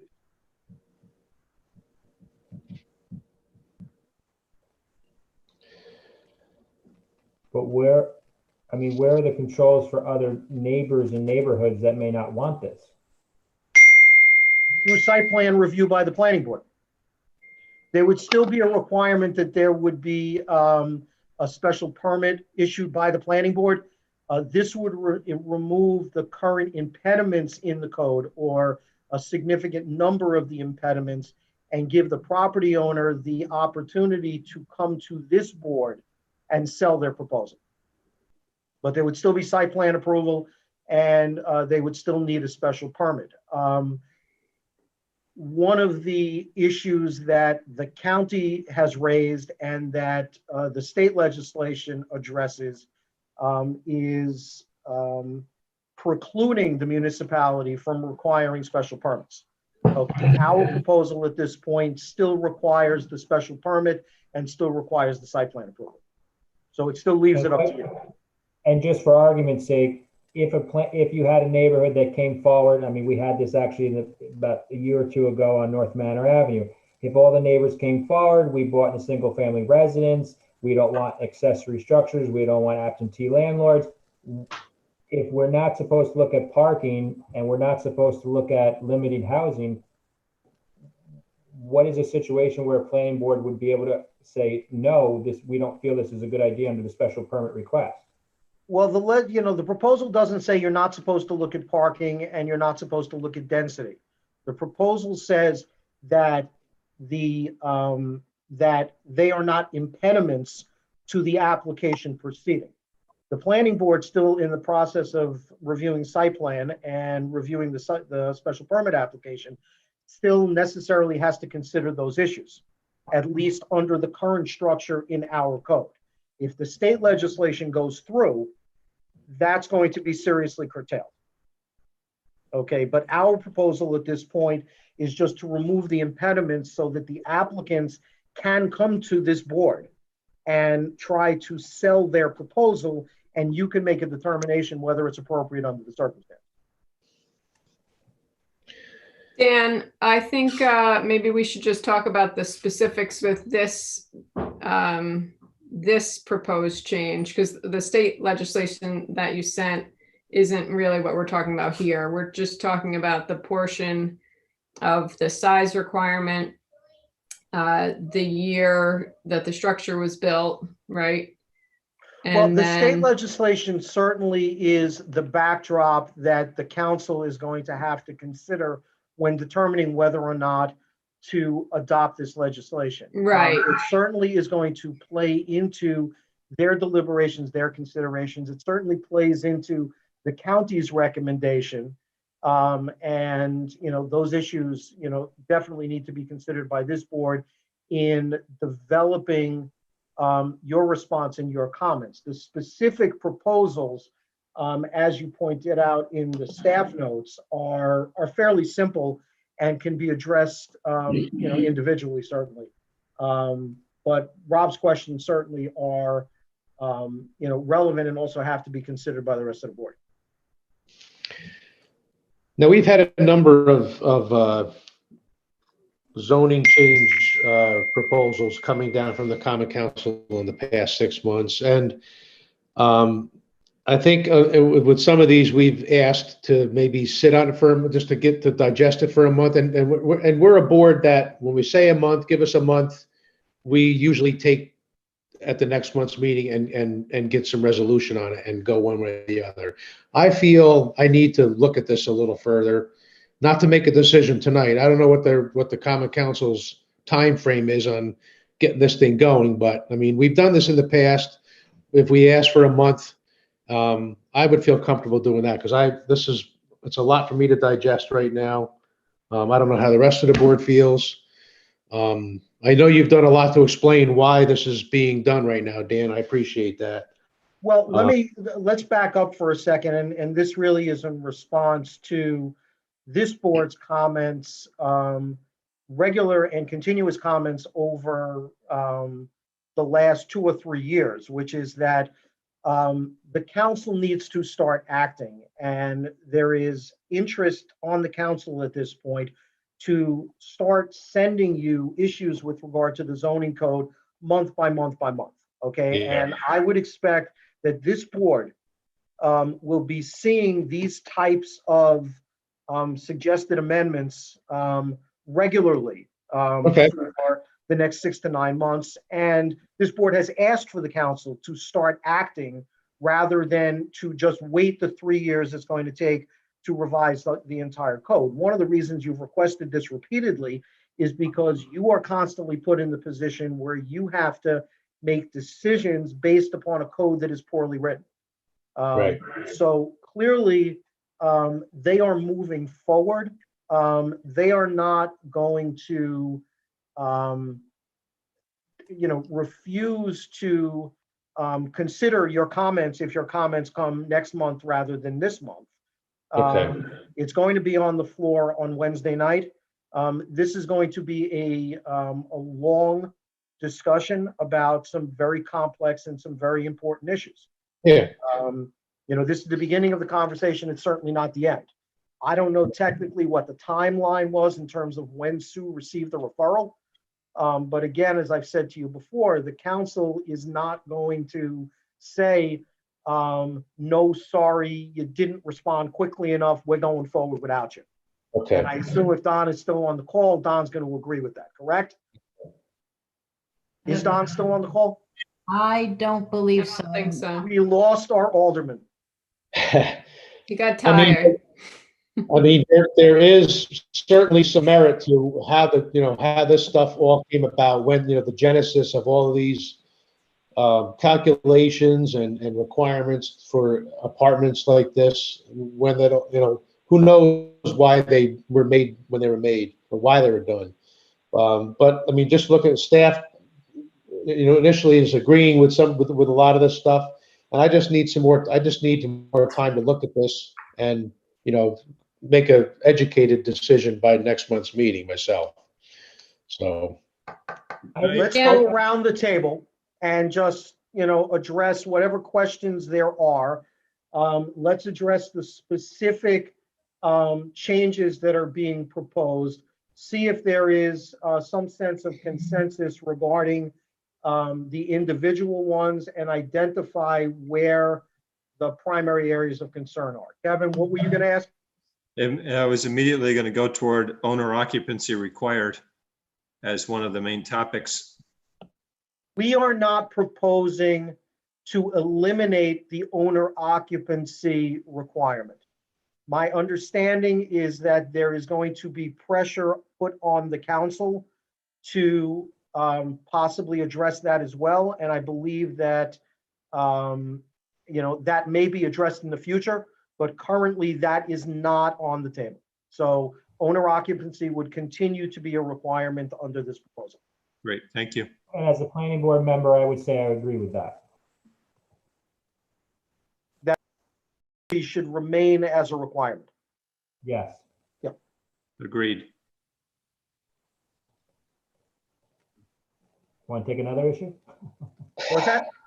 So the next one is, Owner occupancy is not part of this Yeah, proposal at this it's not point. part of the, anyway, it's not part of the change, so. Okay. The specific changes that are being proposed relate to the language that says an accessory apartment may be located in a principal dwelling, provided that that dwelling existed prior to 1982. Nobody has been able to identify where 1982 came from, other than the fact that that was the last time that this was addressed in any kind of global zoning process. So we are suggesting that the prior to 1982 be eliminated. Is there any issue with regard to that? None for me. None, Kevin here. Okay. Do I hear from the rest of you? None from Matt. Okay. So we move on. The requirement is that the property itself contain a minimum of 2,000 square feet of habitable space. Does anyone see any reason why that should continue? As long as the accessory dwelling unit and the main dwelling unit comply with the building code with regard to minimal habitable space. I don't see why we have to keep it. This is Well, I Kevin. think I the- don't see any reason. I think the intent originally of the 2,000 square feet would be that the structure would be large enough, the main structure for a family to live in, and the accessory structure would go along with it, which is typically a smaller living space, to define that the main principal residence is a larger space. That's what's really being utilized, with a small accessory space like over a garage or in a basement, so that you don't end up with two equal spaces or an accessory apartment that ends up being larger than the main house itself. That clearly was the intention. Do you see any reason for that to continue as a requirement? I do personally, because I have always felt that an accessory structure, an accessory apartment, is a smaller unit that complements the main structure. It doesn't compete with it. Okay, so for argument's sake, you have a primary structure that has 1,700 square feet, and the owner of the property wants to convert the property so that there is an accessory dwelling unit of 600 square feet, and the main part of the structure still remains at 1,100 or 1,200 square feet. Under that scenario, what is the purpose of requiring? Square foot, that is not a big house. So typically, if that is not a large house, when you look at the city and its density, typically you won't have large parking areas. Typically, it wouldn't be a large piece of property. It wouldn't be a large house. So now if you start accommodating accessory use, which involves either one or two people plus vehicles and the use of it, you could potentially overburden a smaller property that's in the city, that's in a more dense neighborhood. Okay, and you feel that way regardless of whether both units end up being adequate under the New York State Building Code for habitable space? Well, when you look at the definition of New York State Building Code habitable space, you can have two very tiny spaces. Yes, you can. So it would be permitted under the New York State law, but, in essence, the position you would be taking is that we should be able to be more restrictive in our residential neighborhoods than the New York State Building Code permits. Well, this goes back to different zones. You're talking different, there are neighborhoods in the city that have different characteristics. If you're in a very more dense populated area, typically you would have smaller units and typically they would be closer together. If you go into a more residential setting with more spread out homes, larger homes, you wouldn't necessarily have that. So this is where you go into different zones that are supposed to be dealt with through the zoning, the new process for a new code. Right. I mean, you look at a 2,000 square foot house down on Post Street versus a 2,000 square foot house that could be in Roosevelt Park. There's a big difference when you look at density. Anyone else?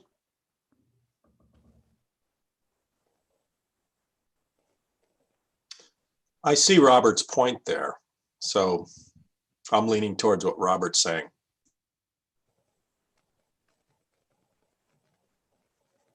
We hear from anyone else? I agree with Wayne. I haven't seen enough or had time and I don't want to just throw this out. What is that? Is that me? I don't know who it is.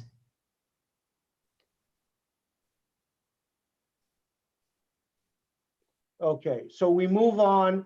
Minimum floor area for an accessory apartment shall be 300 square feet, but in no case shall it exceed 25% of the habitable area of the dwelling in which it is located, or 600 square feet, whichever is less, unless, in the opinion of the planning board, a greater or lesser amount of floor area is warranted by the specific circumstances of the particular building. The proposal in front of the council is to delete that altogether and basically replace it with language that says accessory apartments will comply with all minimum standards set by the New York State Building Code and other controlling New York State and local laws with regard to habitable space. But now if you limit that, you're also limiting the ability to say how big an accessory unit is going to be. So potentially you could have a 2,000 square foot house with a 2,500 square foot accessory unit.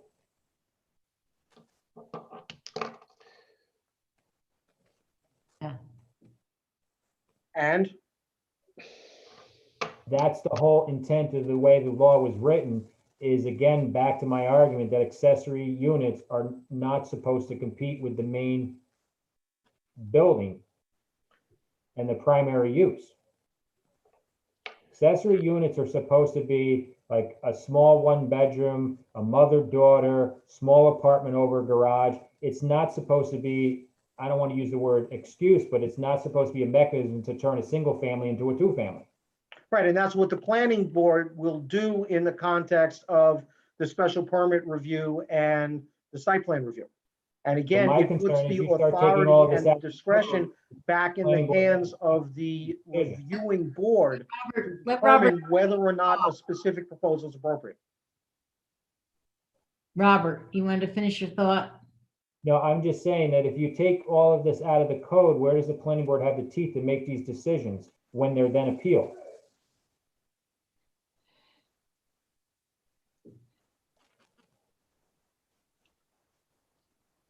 Dan, you're muted. I don't understand the question, Rob.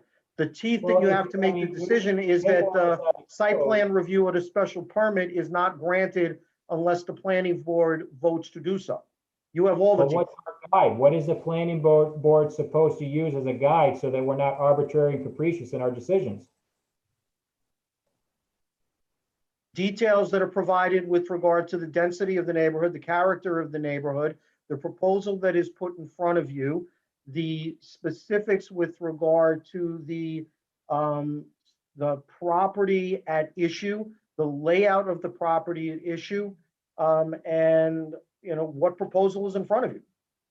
Arbitrary and capricious, you know, I mean, you know, something is arbitrary and capricious if it is done without reason. Okay, you have reasons and you articulate those reasons in every matter that is put in front of you. You put those reasons on the record, you explain the basis for those reasons, and you make a record, which means by definition, it's not arbitrary and capricious.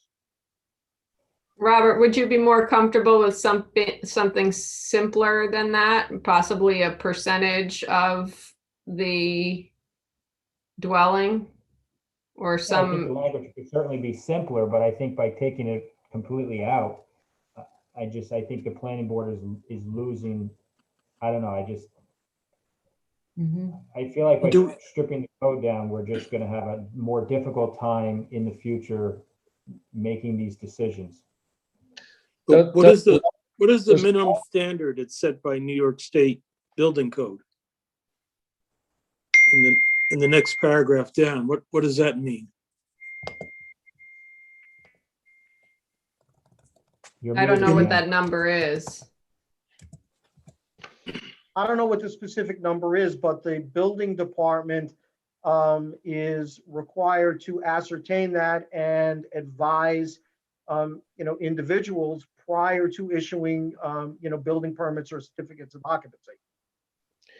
Right, but I think that's where Robert was saying that, you know, habitable space, if you know, you could have 2 units virtually that are equally, you know, equally square footage, and then you wouldn't really have an accessory unit type situation.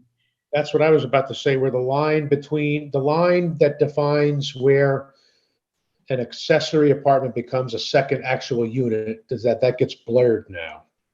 You're creating a family versus a house versus a home with an accessory dwelling unit. Take a 1-story home and then you turn the entire basement, which has the same square footage as this first floor, into an entire second unit. That's really a 2-unit house from then on. It's not an accessory apartment. Well, it looks like they're removing that terminology and they're adding this other statement. Right. But I don't know what the minimum standard is that's set by New York State. I think the minimum standard's pretty low. I just looked it up. I mean, I don't know if this is accurate, but you have to have at least 1 room of 120 square feet and net floor area of not less than 70 square feet in other rooms. It could be potentially small. And what the state legislation reads is accessory structure shall mean a structure that is accessory and incidental to a dwelling located on the same block, on the same lot. So that clarifies the garage unit over the garage because it's a separate structure. So those are easier.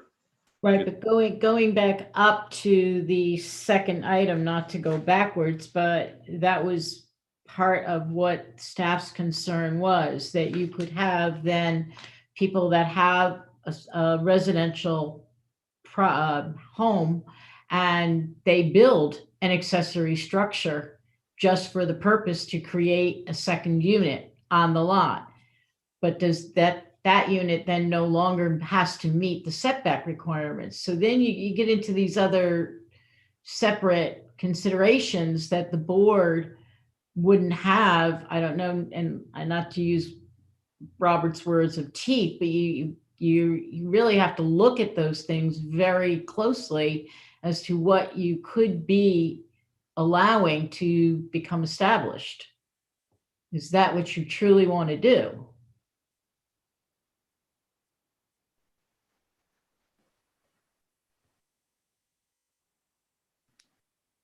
I don't think it's something we're going to decide tonight, but I think this is a healthy discussion. So people like Wayne and Chuck can sit on it, think about it, and then we can revisit it next month.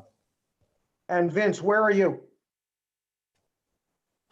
I think Robert's point is well taken, and let Wayne and Chuck chew on it and revisit it next month, because it's not clear to me what they're actually attempting to do. But just the fact that they're eliminating that terminology and just saying that, meets the minimum standards as set forth by New York State building codes, I don't know what that really means, other than what Carla said, 120 square foot, not less than 70. 120 square foot for one room plus additional rooms at 70 square feet. I mean, I would have to research that more. That was a very quick Google search there. Okay. But there seems to be some details in this proposed state legislation about detached accessory units must be greater than 200 square feet, maximum 1,500 square feet, which is quite large maximum, but depends on the size of the house. But there seems to be a lot of details in this proposal, which is not what we're considering now. Okay, so you just Googled the New York State building code? Well, I did for that first question, but we could get more detail from the building department if that's something that you want. And again, the discussion is beginning at this point, and the Laws and Rules Committee is going to be discussing this on Wednesday night. I believe that the Ulster County Planning Board is preparing, for want of a better term, a position paper with regard to how removing these impediments serves the county housing plan. I would urge all of you to, try to tune in on Wednesday evening and follow the discussion. I would also urge anyone who wants, specific documentation with regard to what is pending and what is currently existing, to contact us far enough in advance so that information can be provided. Again, we have been used to years going by without the council attempting in any way to address the zoning code. This process is going to be continuing, and you're going to be getting these every month. I'm a little bit, it's very difficult to discuss them at 10 o'clock after a 4-hour meeting. Particularly when we're talking about issues of this, this consequence. And unfortunately, it gets put at the end of the agenda. Everybody's exhausted, and I don't want it minimizing this board's opportunity to participate in the council's deliberation with regard to these issues. So, I mean, it's possible that, we can move these discussions up in the agenda. But again, discussions about issues of this substance, of this level of importance at 10 o'clock at night after 4 hours is not productive. Well, I would, not to add more special meetings, but if these are something that the council is going to be sending batches of, it might be helpful to know what those batches are going to be and have them all considered and discussions at the same meeting at the same time. Well, but that's not how the legislative body works. The legislative body sends proposed legislation one item at a time. Either we're going to continue in the pattern that we've been in for the last 4 years, where this board keeps telling them, you got to start addressing things. And they ignore you, or they start addressing things and, this board figures out a way to deliberate about those suggestions at some time other than 10 o'clock at night. Can we just touch on the last part of this, Dan, with the parking, just real quickly? I mean, it looks like the board is going to obviously be delaying this until next month, but I do want to just cover the last questions that we had with respect to the off-street parking section. And then the other question I would ask to just touch on is that, I mean, the goal of this, I guess we had a brief discussion before the meeting. It's really not going to create affordable housing.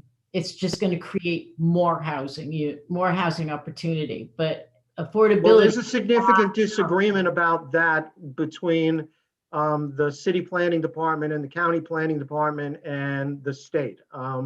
The belief and the assumption based upon, on data that they have presented is that it will significantly increase affordable housing opportunities by increasing the overall stock, particularly in the niche where affordable housing units usually are lacking. Mother-daughter, mother-daughter apartments for our children who want to, move back home, the apartment over the garage. I mean, these are all by their nature the types of units that are currently missing from our market. And I believe that when the county planning department speaks to the council about this, that is the position that they are going to take. I am not a housing expert. I don't pretend to be. I don't pretend to be able to say whether I agree with, one side or the other. But there is a very large contingent that believes that this type of legislation is the only way to effectively address affordable housing issues. Has the city's new housing director weighed in on this, or? Yes, and he is 1,000% in support of it. I haven't heard anything from him. That's why I'm surprised I haven't heard anything. And specifically has advocated for this based upon its impact on the affordable housing market and creating that niche of the market that is currently lacking. Did he submit something to the council that we could send along to the board? He spoke to the council at the council's last meeting. No, he hasn't submitted something in writing. He's not a, his recommendation is not solicited as in the course of, zoning revisions. No, I understand that. I'm just curious if he submitted anything that's that the board Nothing could in writing. share with the board.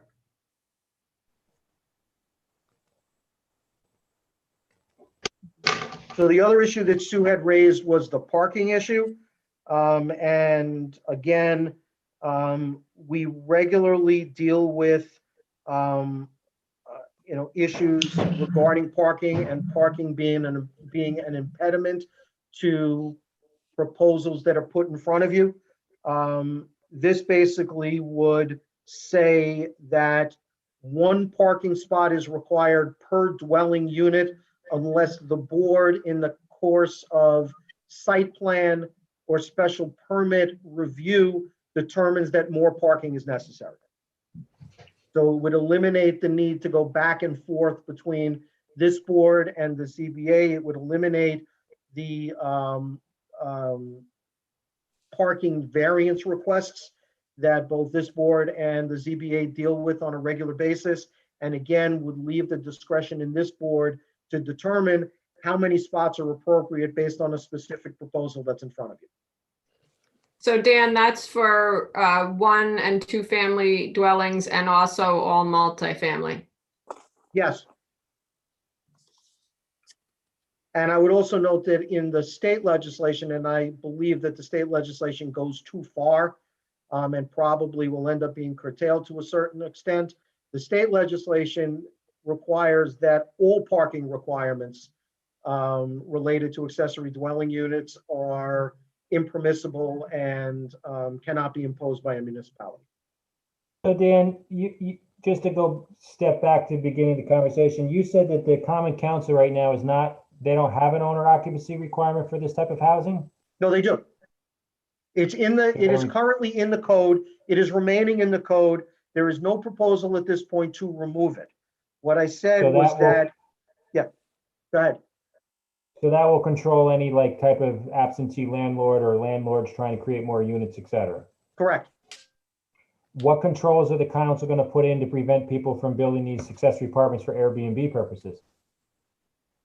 A specific prohibition from, short-term rentals. Is that being proposed? Yes. I mean, it's not in this version, in terms of this round. But the state legislation, specifically prohibits, short-term rentals. The county is, similarly recommending that. It's difficult for the council to address that now when we don't even have a definition of short-term rental, and we're still addressing, those issues through the revisions to the hotel sections. So again, this is proceeding on a parallel track to the short-term rental discussion. With regard to the short-term rental discussion, we just got the data from the county with regard to what short-term rentals are currently running in the city. And the council is also going to be addressing that moving forward. But these two have to be addressed and adopted simultaneously.